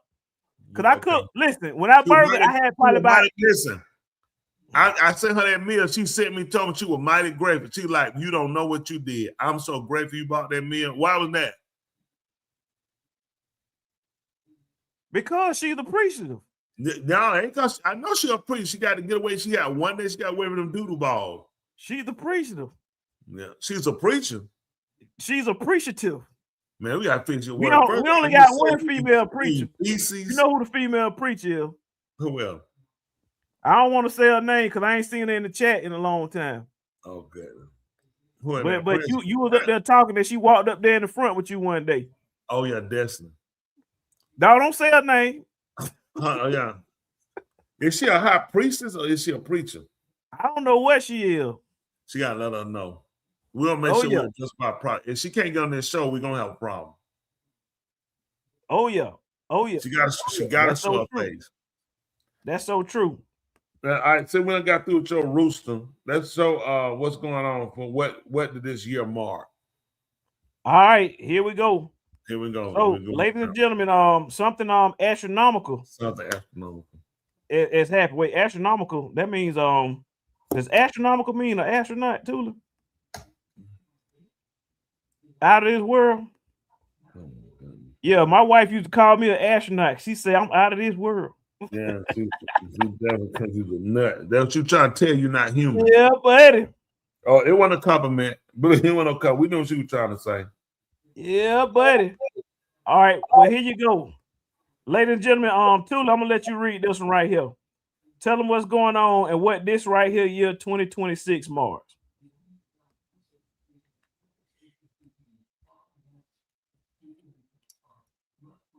Your mic is off. You have your mute on. You have your mute on. We can't hear you. Okay, great. Sorry about that. My apologies. Yeah. 2026 marks the 100th anniversary of Black History Month. Yay! It marks the milestone of both progress and persistence in the United States. What the two people are that showing now? That is going to be former Dodger baseball star Jackie Robinson and Louis Armstrong. What? And then Louis Armstrong.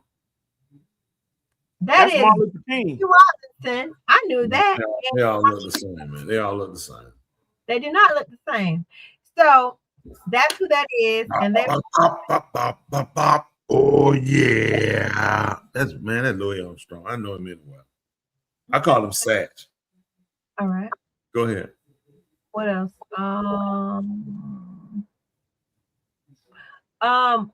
What began as a singular week of learning and recognition called Negro History Week in 1926 has grown into an overall cultural observance of Black history throughout the month of February. So just a little bit of that. 100 years of Black history, and this year marks the 250th year, or 250th year for America. Woo!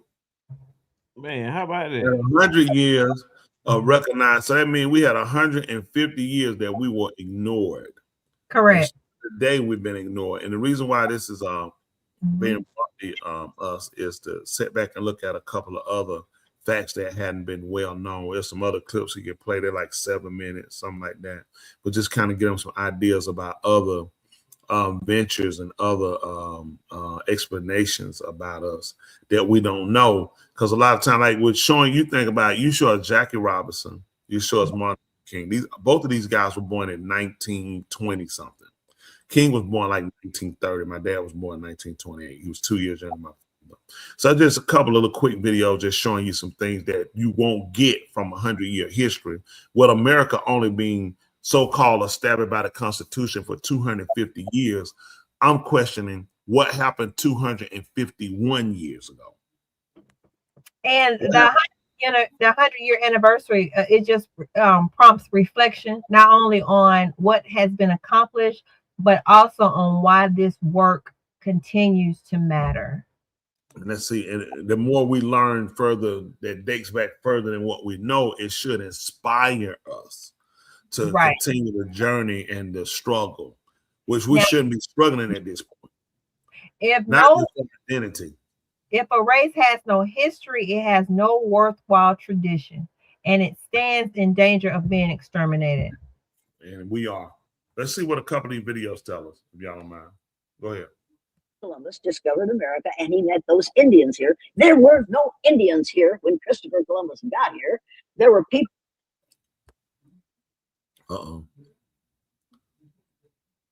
Eventually, maybe you'll actually say when the teacher says Christopher Columbus discovered America and he met those Indians here. There were no Indians here when Christopher Columbus got here. There were people from Africa who had been here for over 10,000 years before Christopher Columbus was born. Fair It's use. time for us Fair to use. teach our children the truth. Fair use. Eventually, maybe you'll actually say when the teacher says Christopher Columbus discovered America and he met those Indians here. There were no Indians here when Christopher Columbus got here. There were people from Africa who had been here for over 10,000 years before Christopher Columbus was born. 1,000 years. That's it. Her timeline is off.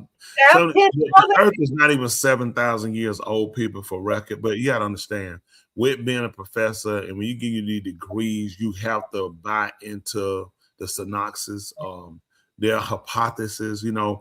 10,000 years ago we were here. 5 million years ago we had a Earth freeze over. Whole world froze over. Who kept time while it was frozen? Exactly. It was frozen, what, 1 million years? You think everything under ice frozen. So what happened? It just thawed out one day? Man, they got a pine tree in my backyard. They don't know how old that pine tree is. No, not unless they tell them. So let's see the next video. I'm sorry. Go ahead. Oh, go ahead. All right, here we go with the next video. Fair use, YouTube. Fair use. Fair use. $5. You can't make it larger one, but okay. Talk about it, but there's a hidden scam that erased Black Native Americans from history. $5 Indian. With slavery, the U.S. government promised land and resources to Native Americans. But here's the twist. White people found a loophole. For just $5, they could pay to have their names added to Native American tribal rolls, claiming Native heritage and stealing land that was meant for the real indigenous people. And Black natives, who had been part of these tribes for generations, were erased from the history books. This scam allowed white people to claim land and benefits they didn't deserve, while Black natives were pushed out and denied recognition. To this day, some tribes still refuse to honor their Black members because they don't talk about it, but there's a hidden scam that erased Black Native Americans from history. $5 Indian. Just some fact. This the other one's gonna play in about 7 minutes. And the reason why we're showing this, because it's important for people to understand. You say things by saying yourself, calling yourself a Negro, Black, Sub-Saharan, Nubian, colored, and they let you use these titles, so you more or less deframe yourself from things that would actually be given to you if you knew your real heritage. That's why it's hard for you to get reparation, because first of all, you can't identify who you are. You keep identifying yourself as something. When they wrote up to repay people, like they said, oh, the Indian, they get the Indian stayed in a certain lane that allowed them to get certain privileges, where their land became federally recognized to where they couldn't come on their property. Y'all got it? Where they could get casinos, where certain things can happen. They'll give anybody something other than the original people. If you'll go along with the lie, they'll pay you too. Mm-hmm. Chinese, we saw the Chinese get paid. We watched the people of Germany that were exterminated, were expelled and put over into the East. We watched them get paid. We watched everybody get paid. We watched the Japanese get paid. I mean, everybody, people who are not originals to their land, everybody has gotten paid except for us, because you say stuff, because you trust these people, and these people are hurting you. The United Nations is the biggest scam on the planet, okay? Here you have all these people with false identities, people that are Ethiopian. There's no such thing as an Ethiopian. This was created by the Greeks. It means they were called Ethiop, which means I burnt my face. Everybody, nobody has the Turkish people. None of these people are originals. These people, there was the Ottoman Empire. The people in Iran, those are not the original people. Those are Mongoloids from China region. That's why they make it richer. The people in India, the white-skinned people, they're from Russia. All this stuff I'm telling you, you can look this up. So you sit here at the United Nations and you're telling them to do justice, to get the United States to give you reparation, when everyone that sits at the table is a thief. The people in Mizraim, it's not Egypt, it's Mizraim. These are your Nigerians. Not all of your Nigerians, but these are your, what are those? You got the Igbo and Yoruba. The Yoruba are the original Mizraim. That's why they're really big on education. When you watch the Nigerian, they're really big on education. They look down on people a lot because of how they are, where they were. Mizraim was a supreme ruler. I don't like them. They look down on you, the way they act like you nothing. It's innate in them. They looked at, they were an empire before the Greeks, before the Latins, before everyone in these countries. They were Greek, before France, before England, before America. America built pyramids and obelisks here today based off of Mizraim. Dentistry started in Mizraim. It did not start in America. Come on now. It's stuff these people arguing. You don't know nothing. Come on now. You celebrate what you call Black history. You're too ignorant. You're only giving facts that they gave you. Just like her, Christopher Columbus never came. Listen, Columbus was a terrible seller. Columbus got his money from Queen Isabella and them. They sent him out. They were going to make him governor of all the land. He raped in Hades. He raped when he came to the Virgin Islands. They stripped him. They stripped him. Every land he went to, they were going to recognize him. Isabella was ashamed of him. Yep. Listen, when his first teacher, he was a terrible navigator. That's how he got lost. And they still credit him for coming to America. You know who came to America? Do y'all know who came to America? A king came to America to get his queen. It's getting worse though, preacher. What happened? It's getting worse. I was recently watching a Tucker Carlson show, and he invited a gentleman who's running for governor. His name is James Fishback, the governor of Florida. What James Fishback is currently doing, he's in the process of running against Byron Donald. He's made a comment about Byron Donalds because it appears they feel as though the quote-unquote Black history or the true slave, descendants of slaves, their identity is trying to be hijacked. Let's take a closer look at what James Fishback has to say.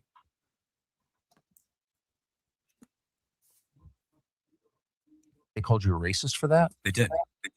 Which is actually quite interesting because I got a call from the Foundational Black American Society here in Florida who reminded me that Byron's mother is Jamaican, he is Panamanian, and they found it quite insulting in their words that he would try to claim victimhood of slavery without a single descendant of American slaves in his family. I like those foundational guys. They're so good. Tariq Nasheed and all. I mean, I don't agree with everything, but they've got a perspective. If your family's been here 400 years and the descendants of a lot of American slaves or families have been here 400 years, I don't know. I think that gives, I'll listen to you. Like you've 100%. You've got a point of view that is legitimate, I think. Yeah. And they're unequivocally heritage Americans. That's for sure. 100%. They're definitely heritage Americans, if anyone is. And, someone rolls in from Ghana and gets an MSNBC slot and starts speaking on behalf of Black people. It's like, shut up, honey. You've got nothing to do with this. Right. That's Literally. a fair perspective, right. I think. And so it's good to actually see them call them out for that. That's actually cultural appropriation. Appropriating the struggle of slavery. I totally agree. And the struggle of slavery was real. I don't think Republicans ever want to really whitewash that. It's real, right? But for we're Byron, against slavery. We're against it. Whether it's in the, West Bank or here or anywhere. Yeah, against it. And so for Byron's group, his team, to call me and essentially our entire supporting base racists for saying that you're a slave when quite literally you took $45 million. You won't tell us what you agreed to take that money this early in a primary, which is unprecedented. You know this, how unprecedented that kind of money is in an uncontested primary until now. But secondarily, to actually go out and try to gaslight us and think that you're just one of those guys that has been here, since the early 1800s and your family was in the struggle too, you're not. And that's a very interesting term that the foundational Black Americans use. It's called the tether. They're tethering these tethers like Byron Donalds. They come here literally one generation in, and they try to just sit around and act so folksy that we're all part of the same struggle and we're all down on and we need to fight against. No, you just got here, dude. Like the Haitians, like the guys from Ghana who just got here, you don't get to just be a part of our system and then lecture us about how our country went wrong. No. So that's what he's saying now. The Black immigrants are now coming to pose to have the same plight as some of the actual descendants of slavers here in America. Let me say this. What he said is based off of his intelligence. Anybody that's Bahamian, Cuba, that they call Cuba, makes no sense, it's Cuba. Venezuelan, Panamanian, Colombian, Dominican, Jamaican, Dominican Republic, Haiti, Virgin Islands, just any of these countries, okay? And if I got in, please forgive me, Panama. All these people were dropped off from the slave trade. So to say that they don't have a fight in it is your ignorance, okay? None of these people of what you would call color, dark, hue originate in these places, and that shows their unintelligence as well, their ignorance to where they are, how they got there. None of these people started out there, okay? Everybody was dropped off. That's part of the psychosis of keeping the divide between us. The most hated person would be the ones that are here in America that did come over from the trade. All the people that are here that are color, as you would call them, not saying you, but people, did not come here from a slave trade. It's impossible to take a wooden boat that takes 7 months to get to, quote unquote, Africa, which is actually a Kibalon. A wooden boat, it takes 7 months to get there, okay? You and I went there and we actually saw what a slave trade. We went there, not from video, remember? We went there and saw it. Right. We there, boy, 7 months to get there. How much time it take to get back? Oh. Got a point. Now let's do this now. Coming back, you got to load. Don't forget, you also got to pack them on. You also got to deal with the weather. This is a 7-month voyage on a wooden boat. You can't move 250 million people on a wooden boat. Not for the time span that you saying you did in the transport. So people were already here of color. People came in through Canada, other regions. From Canada, you can come. Supposedly, there's a bridge that links from Canada to what they call a Kibalon. That they came. This bridge was supposed to be flooded out. They say you could possibly see it underwater. You could type it in and find out this is actually true. I remember some things about that. What they call the Scandinavian, the Vikings, were already coming in through, right? That's why Minnesota called themselves the Vikings, because those Scandinavians were already coming through and they would come through Minnesota. Our people been traveling here. They don't teach you this. The Scandinavians were coming here before the whiteface was coming here before they folks settled. So I don't want to say settled. Let's use the actual word, squatted. Don't tell somebody that's of dark hue how they should act or react to something that all of us are victims of, that of dark hue, whether you Jamaican, whether you Panamanian, whether you Bermuda, whatever you want to call yourself. Those are not your original settings, okay? You were dropped off in these places. And the divide works today. These islands all argue who the best when all of you the same. You all came from one region. They divided us. And in the divide now, we still fighting each other. But don't come here now. When you come over here, don't come over here and try to lessen us. It's hard for you to sell your, I don't care, Jamaican, who, listen, all of y'all put together. Let me be clear with every one of y'all. It's hard for you to sell your story to me on how great your country is when you came here. That's true. That's hard to sell me your story or your intelligence and your education and of what your country done when you're here and you came here voluntarily. I came with change, brother. I came with change. My story is written how I got here. Mine said Mizraim, not other coastal island, but we were dropped off in these places, different people. Mine say I was coming to Mizraim. What do I have that's similar to Mizraim you call Egypt? Mizraim has what's known as the Nile, which is the longest river running through, correct? The Mississippi is the vein line running through river that's over here in America, right? I got pyramid Memphis. I have Memphis. You don't have Memphis in the Bahamas. You don't have Memphis in Virgin Island. You don't have Memphis in Dominica. You don't have Memphis in Bermuda. You don't have in Barbados. You don't have it in Hades. You don't have it nowhere. I got Memphis. Same thing they got him. I got the desert. I got pyramids. I got obelisks.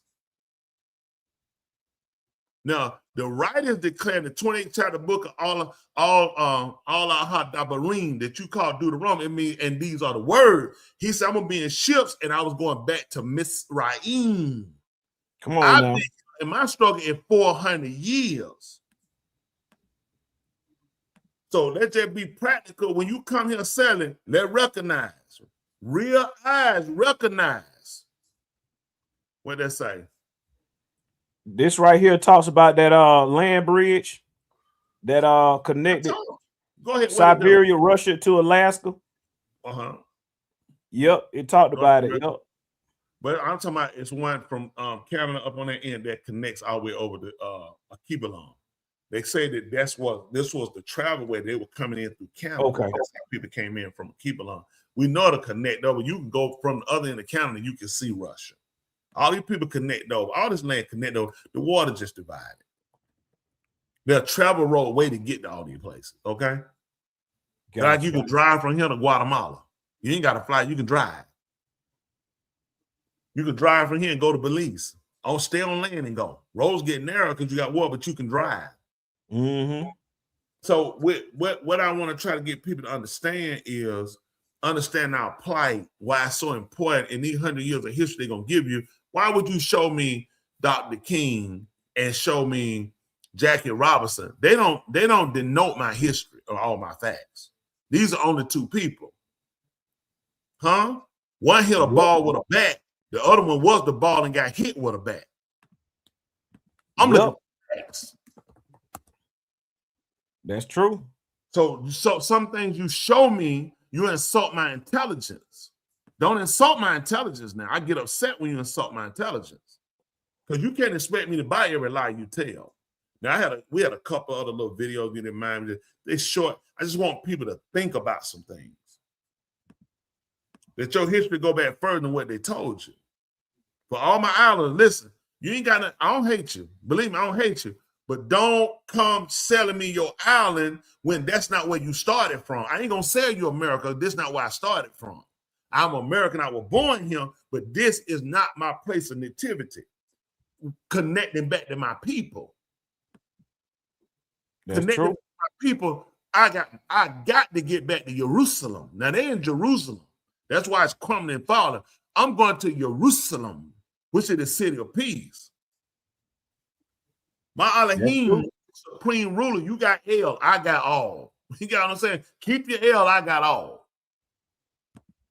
That's Because it true. refers to the Aleph. The Aleph is known for his versatility, his strength. His horn represents his majesty. I got all. You got L. Okay? Take that L in. I got all. So I'm staying with my all, and my all told me he gonna fetch me and bring me back to Jerusalem. He said he gonna plant me and not pluck me up again. I understand what my plight is. My plight ain't no fight against no white man, against no Chinese man, no green man. My fight against sin. That's why we here. We transgressed. Now I'm trying to reconcile so I can get us back home. I understand my plight. I ain't got no plight to get no gun, trying to kill no white folk, kill no Indian folks and no other green folk. No, listen, I'm killing you softly with his words. That's how I'm gonna kill you. I'm killing you softly with his words. So if you don't mind, please, little doctor, let's drop some knowledge on him. All right. The next video that Tula had loaded up is a article in regards to Trump pays tribute to Dilbert creator Scott Adams. He just died at the age of 68. What was significant about him? Tula, you want to explain your article? She not up here. Don't do that. Do you see she took a break? She had to go. Just roll it up right quick. I got to explain. Just roll it up. Dilbert. Let's see. Dilbert. He passed away following a battle with cancer, with his ex-wife sharing a final poignant message during live streaming. Read a little bit of what's going on with him. It says Scott Adams, the cartoonist best known for the creator of Dilbert, died following a battle with metastatic prostate cancer. He was 68. The news of his passing on Tuesday, the 13th, prompted an immediate tribute from Donald Trump, who hailed the polarizing figure as a fantastic guy. It says the members of Scott Adams School, formerly called Coffee with Scott Adams, broke the news during a live stream on Tuesday morning.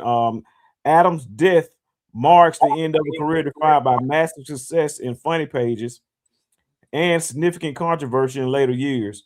Wow. And here's the tweet that Donald Trump posted, basically saying, sadly, the great influence Scott Adams has passed away. He was a fantastic guy who liked and respected me when it wasn't fashionable to do so. He bravely fought a long battle against a terrible disease. My condolences go out to his family and all of his friends and listeners. He will truly be missed. Roll up a little bit and find out about him. If you don't mind, just read a little bit about him. Does some of that story tell us anything about him? What does it tell us about him? Not Trump. Does it tell us anything about him? His ex-wife shares an emotional final message. We don't see that. We don't care about him. We want to know something. What it tells us about him. What's he known for? The cartoon Dilbert. No, he was known for his racism for black against people of color. Is that what it says? Yeah, I don't think hear this video. Let me see. No. The video probably him giving his last, words or whatever. And I say that it's always, how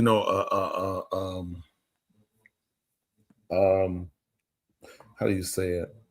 I think it's respected. Death should be respected by all, simply because it's something none of us can control. Whether it's somebody you hate or somebody you love, it's always one of those ventures to where you kind of watch how you come in about it, because yours is soon to come if you're living. How you live plays a significant part of how you die. I can dislike behaviors of people, but I don't hate people. I can dislike opinions of people, but not hate people. I think sometimes we get it twisted. And sometimes when, people that are not of the same ethnicity or familiar or actually taught or astute in the knowledge of other ethnicities, you tend to say things without actually knowing what you're saying. And sometimes people don't want to be educated. You rather continue your ignorance because it allows you that type of opportunity, to be blessed. Not blessed, bliss. So it's imperative that people are educated, especially people that have a dark hued skin color that we would call Shakur is actually it. Like you call Tupac Shakur. Shakur is actually what it names you in the writings for your color. It's important that you know your history and that your history runs further and before the word America came into play. The problem becomes your stuff falls and you keep trying to push it under American history. But when you put me under American history, you restrict me from things that actually strengthens me, like knowledge of things I did before I came into contact with the oppressor or with the person that was less knowledgeable about me, who thought that suppressing me, suppressing my knowledge, changing my language, changing my religion and giving me something where I could never compete or get ahead, regardless of if I learn his language, if I get his degree, if I jump and pat and cross my heart in his flag, I will still never be accepted. So I find myself limited by him. So what do I need to do? Then I have to educate myself about the Creator. What was my religion? What was my conversation before I started talking to you? How deep do my roots run? Where he has me now, let me ask you a question. How much respect would you have for a big, round, giant tree you couldn't put your arms on, but you took one finger and pushed it over? What would you do? None. It was a pushover. Yeah, because the roots don't run deep enough to keep it up. He has constantly given me connection to things that don't give me roots deep enough to where in my endeavor, my quest, that I could be victorious. You got it? I'm limited by him giving me my history. It's just like if you have been incarcerated. You've been passed through a day. Do you remember the meal you had? You remember being fulfilling? Not at all. Do you remember being healthy? Not at all. Do you remember being efficient? But let me ask you a question. What was your position at that time? I was helpless. You was incarcerated. That's you right. Were being held. Did you want to leave? That's right. Absolutely. Wanted to leave ASAP. Couldn't leave. So guess what happened? Because you couldn't leave, because you were being held, that's how you were fed. Do you remember watching what you want to watch? Do you remember reading what you want to read? No, sir. Okay. So do you see where the premise come from, how far that premise run? I'm somewhere I didn't ask to be. Right. So you're not going to feed me what I need, or you're not going to give me knowledge so I want to go back and get back to where I came from.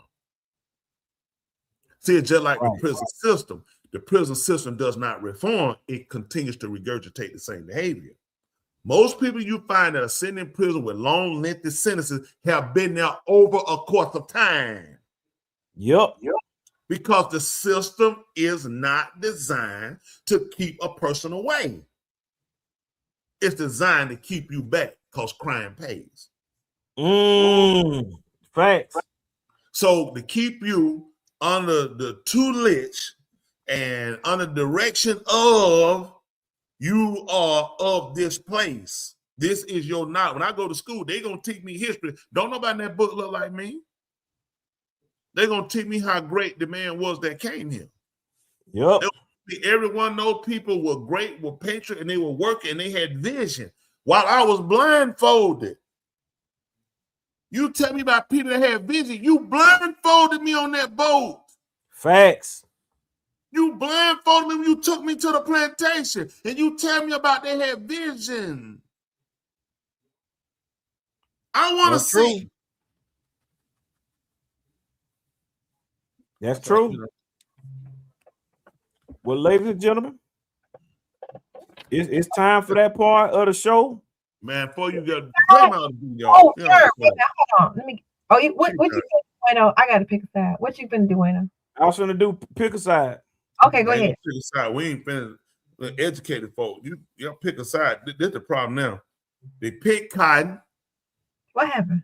They pick candidates that don't benefit them. Now you want to pick a side. You got to educate them. What we doing? You gotta know what to pick. They pick their nose. They pick their hair. We got to get them to pick to make the right decisions. Our people perish for the lack of knowledge. Yep. We got to inform the people. I'm sorry, I missed it. It's okay to play and laugh in time, but then you start looking at some point when we laughing, it's to our detriment. If we don't educate these people, they're not going to grow. Financially, we're crippled. Education-wise, we're crippled. We're crippled in the relationship. Most marriages are dysfunctional. That's true. All we know is, oh man, I ain't no homosexual. I got a woman. Woman, ain't no boy that I got a man. You don't know how to function. We don't know how to pay bills.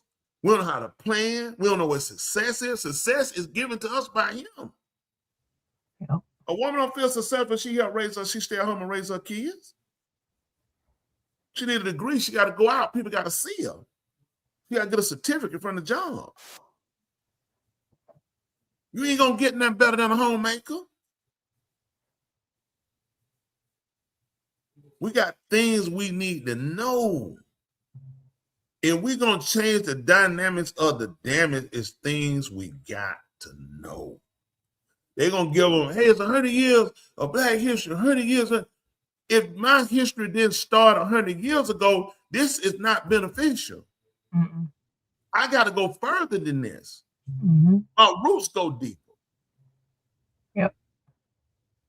So all we know, you showed me a picture of Dr. King and what's that guy? Billy Robinson, whatever his name is. Jackie Robinson, Jackie Robinson, one of them Robinson boys. I don't know. I'm thinking about the other Robinson too. Ray Charles, he was a Robinson too. So anyway, we got to get them to see further than these people. Look at the people that give you a hero. When did Jackie Robinson talk about leaving America? He did. Jackie Robinson talked about serving America and that you owed America. When did Dr. King talk about leaving America? When did Dr. King talk about burning the master's house down? Dr. King told you to build it up. So it's only natural you're going to put them in front of my face. Because not you, but they part of the system. Mm-hmm. By the time King could get turned around and realize he had led us into a burning house, they assassinated the man before he could turn us around. These young people that so and watch us over here, y'all, you don't even realize you've been blindfolded, you've been run amok, you've been had. Because you know how to function. And the first thing you think about is how you going to get a gun and kill white people. You got to kill ignorance and stupidity. You got to learn how to stand and have a value to yourself. You got to look at what you radiate when you go. Although your skin is dark, you are light. Mm-hmm. When white people saw us, even though we were slaves, you know what they were? Those people were not morally bankrupt. Being kidnapped, being raped, being beat, arm, hand cut off, leg, foot cut off, still had integrity. Taught our daughter not to be a whore. You get you a husband. We taught our man, a young man, you need to get up and you need to show yourself, have some respect when you walk in. Now what we teach them, how to rap. Let your pants hang out and your booty hang out. You disrespect your own mother. Mm-hmm. We got to fix this problem. Mm-hmm. We have to see it as a problem. The reason why there been no changing, because we too quick to run away. Nobody wants to address the problem. Nobody wants to tell us we wrong. We've been wrong. Those young boys that joined them gangs, they just had a major gang fight, the GD versus the Bloods, and they done killed. They killed 3 dead, 12 wounded, and some of God. Listen, they put us in such a precarious situation where we become violent to one another. You know what's significant about a keep alarm as well? All the Aries that you call the light ain't piled on top of one another. They killers. They got territories. They kill and they hunt for survival. We got young men killing and hunting on one another when they ain't part of your survival. We using this. We're using this, not this. To sell ourselves, to educate ourselves, to move ourselves, to motivate ourselves. We can't use this. This is how we hurt ourselves. And we don't get that a message across, we're going to keep losing out here. They don't care. And it's not, listen, I'm not begging nobody white to do nothing for me. I'm not begging nobody white to do nothing for us. This is our problem. And you got to see this a problem in your home. We have let them disrupt our home willingly.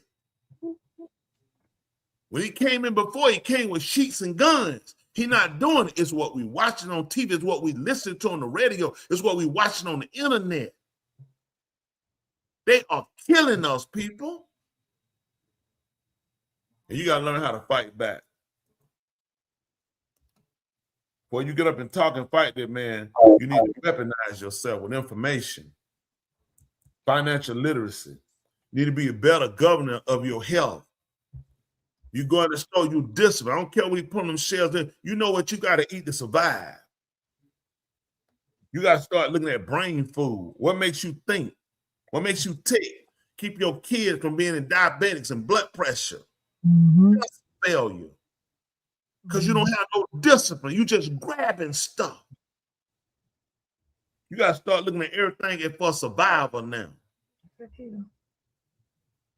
I said a lot. Right. Before we do that, pick the side. Let me give him one more now. Let's just say. So I played all the stories that were submitted, unless there's one more you want to add, Tula. Yeah, one she had played in the background. Huh? Then you have a video you playing in the background. He played it. No, he didn't. Yeah, he did. He played it? I thought I sent you more than that one. So.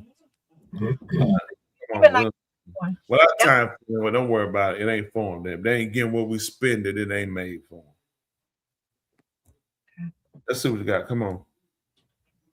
Tula, did you also have a pick a side? No, go ahead, sir. Go ahead. Okay. All right. Well, let's go ahead and let's start with the theme music. Before we do, Tula, introduce the theme music. It's time for You Pick a Side. Yeah, great job. I like that too. I like the energy. Yeah, come on, let's go.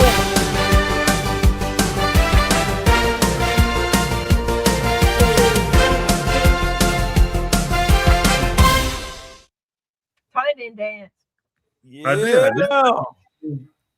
Well, ladies and gentlemen, this right here is a school of thought. Pick a side in regards to rap lyrics. So I want y'all to take what this one guy is saying, and I want y'all to give me what do y'all think of picking the side of what he's saying. Lean, you're drinking water. I'm addicted to Percocet. You've got a loving wife and daughter. I'm in designer. You're at the Nordstrom rack. I get high every day. You've never done crack. I bought a 20K chain. Put myself in debt. You bought your car with cash. A Corolla's all you could get. Took so many Xannies, I had to hurl. I've been with 20 hoes in the past week. You're still with the same girl. Last week I got shot in the spleen. I've been in and out of jail. Your record is clean. You live simple. I've got a crazy life. I've got 10 baby mamas. You've got one wife. I ball like I play for the Suns. You were playing Call of Duty. I was shooting real guns. I'm the king of the streets. Nobody's killing me. You work in finance. You have job stability. You work a 9 to 5. I'm so above you. My kids never see me. Your kids love you. You go on camping trips with the family, probably stay in a tent. I'm hanging on the streets with my homies, smoking the finest Fent. All right. Okay, Here we got it. What do y'all think about the rap lyrics of today versus a healthy lifestyle? What? Pick a side. What? That makes no sense. The rap lyrics of the day are healthy rap lifestyle. No, I think he should release it. And why he should release it? Two reasons. Originally, when rap came out, rap was our news. It dealt with everyday life while we attracted to rap because that was everyday life. And they turned around, they used it, and they changed our everyday life. So rap today is still everyday life. Drill, we drilling, we killing. You know what I'm saying? Our women weaving, you know what I'm saying? And our homies are dealing. So everything he said is pretty much kind of reflects over to what we actually do today. So what they did when they learned, okay, rap is what they call ghetto news, and it familiarizes them. They said, we understand, we know it. So what they did, they came and impacted our neighborhood to change the news narrative. So now the rap still fit because it's still what we do. You know what I'm saying? Like going and getting cheap beer and wearing a tattoo. So as you can see, this is something how they work on you and they degrade.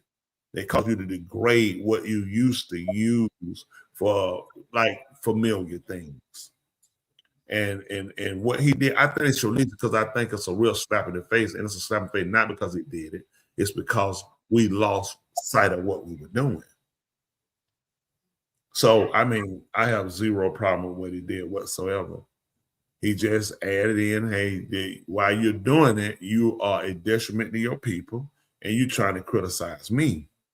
But I'm at home and I'm raising my kids, and you out here acting like Willie B. Wow. So were these lyrics from that he created, or he was just repeating a song that's out there? I would say he created it. He created it off of stuff that, you know, the quote unquote rappers say similar. So he just tied it into, put it back at him, and then put it back over to what Caucasians are actually doing. Like I said, I bought my car cash. You paying on the car, you don't even own. You leasing it. You look ridiculous. You saying what you got, you know, it's like I might have bought a Toyota, but I'm safe. I'm out here. I own it. You're a dummy. You pretty much, you're leasing your stuff. You're making a fool out of yourself. You're renting jewelry. You're dropping this money down for stuff that ain't even real. The jewelry people make a fool out of them too. Most of them guys, they took their jewelry to another jeweler outside. They would tell them that they've been ripped off, but they always trust them. If you watch, the jewelers are always what? The Muslim guys, always some foreigner they run to go get their jewelry from, who don't respect you, who know your plight. They don't, none of them go, you never see them go see black jewelers, do they? Anytime they show their jewelry, it's somebody foreign. You got a point. It's gonna be somebody from the Middle East. That's exactly what it is. Yup. Every time. I mean, because they our confidence is in believing in everybody but us. And also, if you're a Ghanaian, it's probably about, I probably ain't even 3 of y'all I even trust in the whole wide world. Some of the worst people I met at Ghanaians, I put it clear. You talk some most dishonest people, man, Ghanaians are very dishonest. And I tell all of them that. I stay on your platform, tell you know you're dishonest. Come back, diaspora, come back to Ghana. Man, die Ghana. I'm talking to cut out of people. Worst people I done seen. There's worse people. Beat you, lie, and look friendly. I've been to Ghana. Don't trust them people, folks. I only met a couple more that I trust. One of them in South Palm, another one done been with over there. We look, they screw up here, be in the boat with the rest of them. I have zero confidence in the people. I don't know 5 people from Ghana I trust. If a boat was drowning with them, I'd shoot holes in it. When I'm telling you them people so dishonest and crooked, oh my goodness. Woo! Run back on that folks. Why them video move to Ghana? You'll lose everything you got. Them folks lie, cheat, steal, and smile in your face. They don't respect you. They love white people. Love them to do. I ain't never seen, if anybody love white folk, they ought to, now whoever they are in their country, Ghanaian, they love them. Here in England, they love white people. They'll rip you off for everything you got. It's just bad. I know it ain't every one of them, but before I met them, I ain't, man, you want, man, I tell you, I ain't met 5 of them. He said, Johnny Dean, Chinese jeweler, rich off dummy rappers. I'm sure he is. What's that? Daniel Marley, Into Deep is a good one song. I don't know who that is. What are we talking about? Is that Bob Marley song? On there, he has, I don't know, Into Deep with what? I don't listen.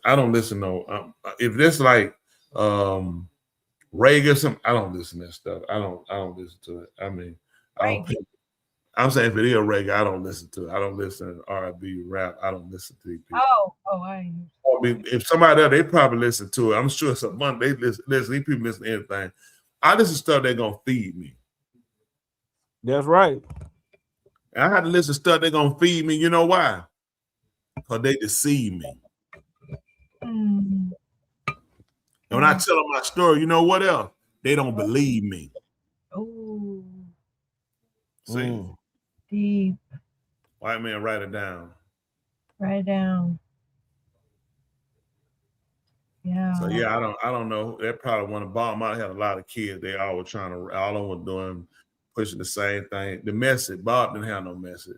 Bob had a message with one conscience. That's right. Well, here we go. We got the one more the other pick a side video. Here we go.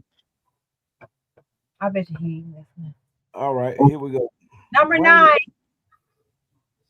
Number 9.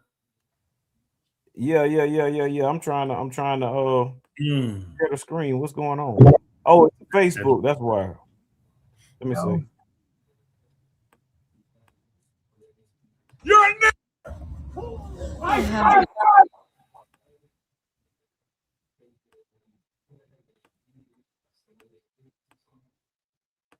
You do it now? Yeah. Take a shot, motherfucker. Hey, get out of here. Yeah, I'm a fucking shithead. You're a nigga.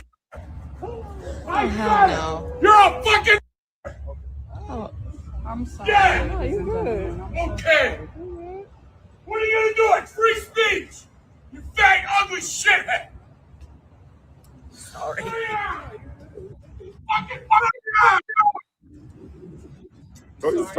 Get out of here. I'm gonna kick the shit out of you. You do it now? Yeah. Take a shot, motherfucker. Hey, get out of here. Yeah, I'm a fucking citizen, you fat shithead. You're a nigga. No. You're a fucking. Oh, I'm sorry. Yeah. No, you're good. Okay. What are you gonna do? It's free speech. You fat, ugly shithead. Sorry.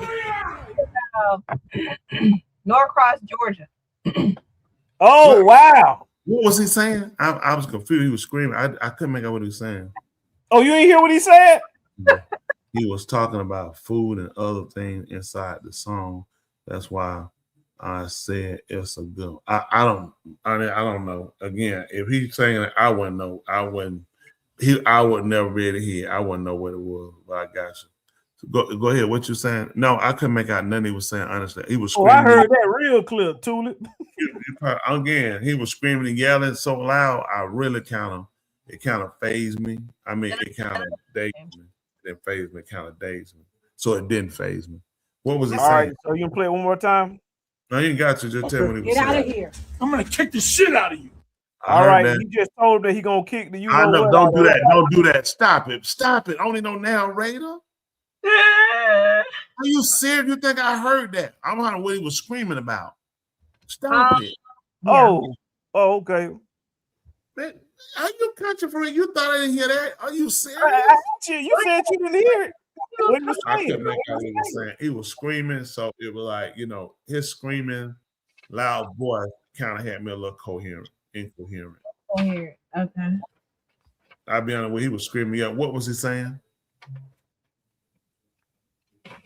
I heard him. He kicked. Okay, what was he screaming and yelling about? I don't know if he necessarily gave the reason why he was screaming, but he was just giving What was he screaming? calling him, he called him the N-word, he called him fat, I think he called him ugly, stupid. Free speech. Huh? He said something about free speech. You like this free speech? I say whatever I want to say. It's free speech. He was able to able to say those things about him. Yeah, it looked like he was being asked to leave the property, escorted off property is what it looks like. So let me ask you a question. So you pick a side. Who will pull this up? Okay. No. I didn't pull that one. I didn't pull it. Matter of fact, I asked whomever. We don't know originally what happened. We're assuming he would have to leave or whatever. Okay, but the point of the picket side for that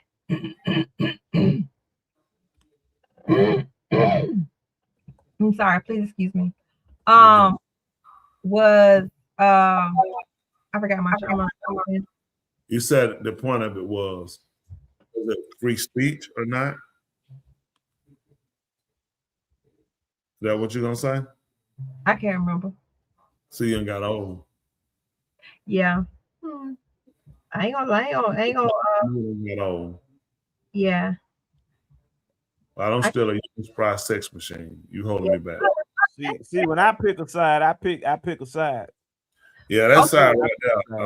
That's I get. Or were you putting up to say, did you agree? Although his the behavior of the security guard. I mean, yes, that's it. What about the security guard? What about the security guard? I mean, it was just actually it was really just a point of showing how people you can have your emotions and you can I don't know if I wouldn't say de-escalate something, but you can stay in a mode that doesn't create a worse situation. Even though the man was. You saying kudos to him? Are you saying kudos to the security guard or not? Are you saying that's right? Do you think he should have said something? Or you think he handled it the right way? He was a security guard. That guy, yeah. Not a police. No, look like a security guard. He he looked like a walkie-talkie cop. Let's see. What did I say again? So it don't have a fast forward button on it. You ain't gotta do fast. Let me just say it. Because I'm trying to see his uniform. I want the police officer to turn around. Yeah, the security guard got ready. Like, now you guys just let me hear it again. Let me say. I try to get through some of what he was saying. Yeah. That's a gun. Out of here. Yeah, I'm a fucking citizen, you fat shit. You're a nigga. Oh, hell no. You're a fucking. Oh, I'm sorry. Yeah. No, you're good. Okay. Oh, he got a gun now. Yeah. Unless he was a police. He might be a police. Yeah. The police officer. No, he's a police officer. That's a let's see if he turn around. Let's see if he turn around. What are you doing? Free speech. You fat ugly shithead. Sorry. Fucking prayer.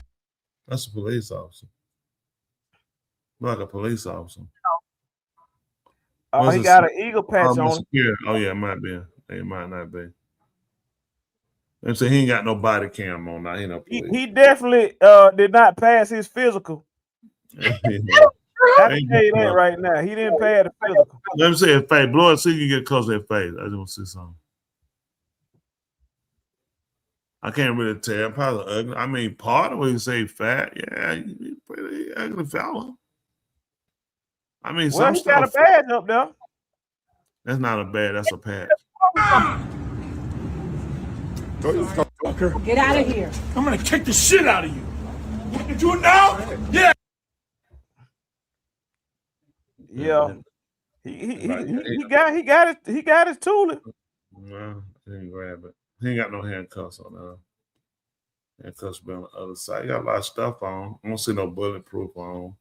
I don't think I see no bulletproof vest. He would have had a camera on. He would have had to have his body camera. Yeah, he would have had to have a body cam and all that stuff. So I'm not police. But with that being said, I mean, that's his mouth talking. That man mouth talking.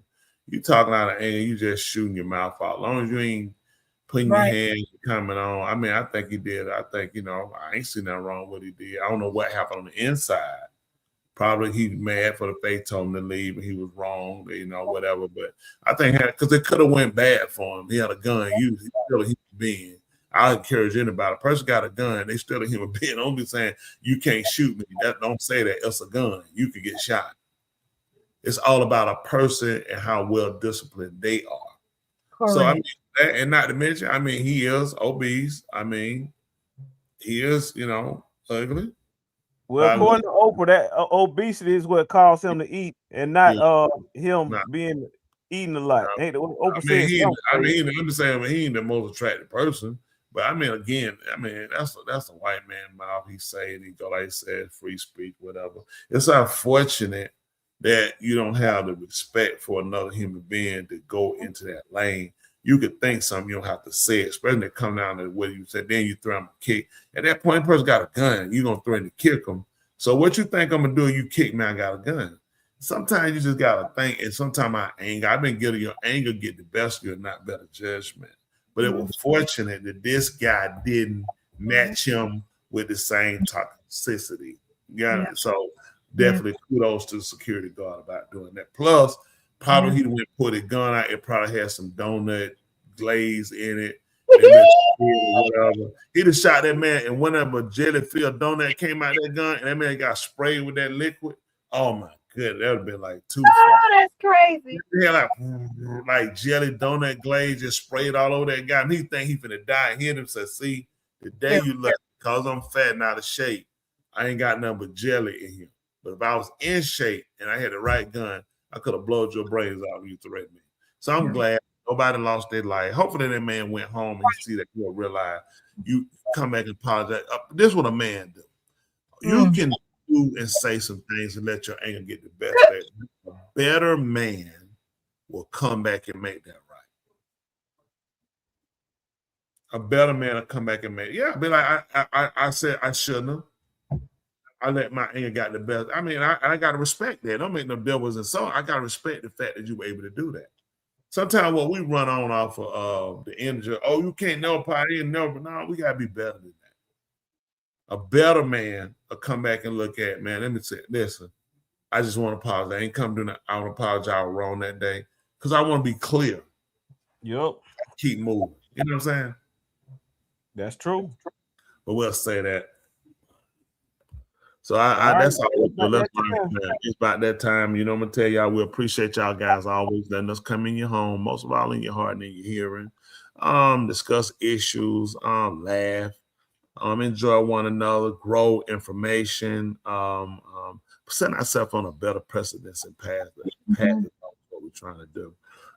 Having said that, you know, and we always, you know, it's always our call, our expectation that, you know, we imparted something to you that'll help you value so you can grow and be better in what you're doing, along with some laughter. Hey, don't forget it. Anybody ask you, do you mind? You tell me you always mind. Every Thursday night, right here on Two Mics and My Mind. Listen, nobody else tells you they love you. Hey, we love you. In our language, it's called a heart. Tula, Love Doctor, take us home. Go ahead, Tula. You want to get it started off this time? Bam. Bam. Wow. I hear it. Listen, I weigh more than a gram. If you don't know about me, you better ask them who I am. Oh, I like the rhyme. I like the rhyme. Listen, every cake you bake is in a pan. Once again, every cake you bake is in a pan. Therefore, all cakes are pancakes.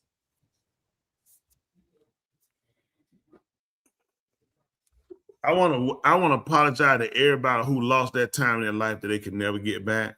I assure you, we are as hurt and as devastated as you are. Please, just know we are devastated that you can never get that time back ever in your life. This man wasted so much time by cake. Makes no sense what he said, because there are cakes that you can actually cook in a frying pan. The man said all cakes you bake, every cake that you bake is in a pan. And even what you just said, a frying pan is a pan. That's still a pan. Listen, these are facts. You can't dispute them, preacher. That boy's on drugs. I guarantee you, every cake ain't baked in a pan. All cakes are pancakes. See, listen, somebody is looking at this woman is so mad with herself. I am so mad I laugh. Because it's sad. It's sad. Listen. She lost. You lost some humanity when you did that. Not you. It's sad. It's very sad. Look, that's bars. That ball. Oh, she said balls. I appreciate it. Well, you know a little bit. I know a little something. Being around them people I had to work with. Look at that. She told you it's terrible what you did. Wow. Come on, Nelly. Every enemy throws punches. Some throws compliment. Okay. Bam. Oh, all right, Andrew. Andrew, I like that. That's smooth. I don't know if they're gonna throw no compliment. Two this left up to you now. I gave you some time, so this better be good. It ain't gonna be good because it's gonna be one I made up. Tony, you did good tonight. You doing all that rhyming. You know what? You was so good. You were so good. You were like butter on roll. What? Oh my God. Another drama. Listen, I want to apologize again. Y'all can never get that time back in y'all life. She been talking with this man. They've been hanging out, and it's terrible. Terrible, terrible, terrible. So that's what you got for us tonight? That was just. I liked it, Tula. Thank you, darling. Let's see. Well, we were talking about money today, right? So I'm gonna tell you, money. Money. I'm gonna get. Let me see. Terrible. I'm gonna give you two. I'm gonna tell you one. When money realizes that it's in good hands, it wants to stay and multiply in those hands. Okay. That's it. Okay. And another thing, an investment in knowledge pays the best interest. Better with that one. The other one, you could put it like under a trash can. I wouldn't want it in there because I want to make sure it gets trapped. Put the trash can on top of it. You got a lot of knowledge tonight about our history from our great historian and leader, Mr. Kelly. And so you got that was a lot of knowledge. So that is a great investment. So tonight, an investment in knowledge pays the best interest. So you should go here leaving wiser, better, and encouraged from our show tonight. Definitely a politician. For any one of those three, done our job. Thank you for joining us. I like that.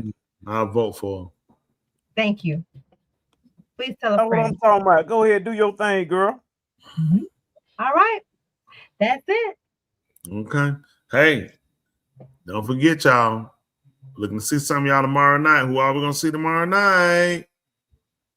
That's right. All right, that's right. Tomorrow night. Make sure y'all ready. We move from here. We move to the other screen. We're gonna be on the big screen tomorrow night. So we look to see y'all. Appreciate every one of y'all again. Listen, definitely much a hobby to you guys. You can do it. Get yourself focused. Stay focused. Let's get it done. Yes. Yeah. Yeah. Y'all. To take it back. Ladies and gentlemen, here it is, the most listened to radio show on the planet. This station is now the ultimate power in the universe. Tony and Julie on the radio. Love got the love lead on the radio. We about to get live on the radio. 2 mics and a mind on the radio. Radio, turned up on the radio. Radio, turned up on the radio. Radio, turned up on the radio. Radio, turned up on the radio. 2 mics and a mind. 2 mics and a mind. 2 mics and a mind. 2 mics and a mind. All right, Tula. All right, you do something better. I'll do something better. We'll be better together. Until next week, y'all willing. Good night. Thank you. Good night. Ahaba.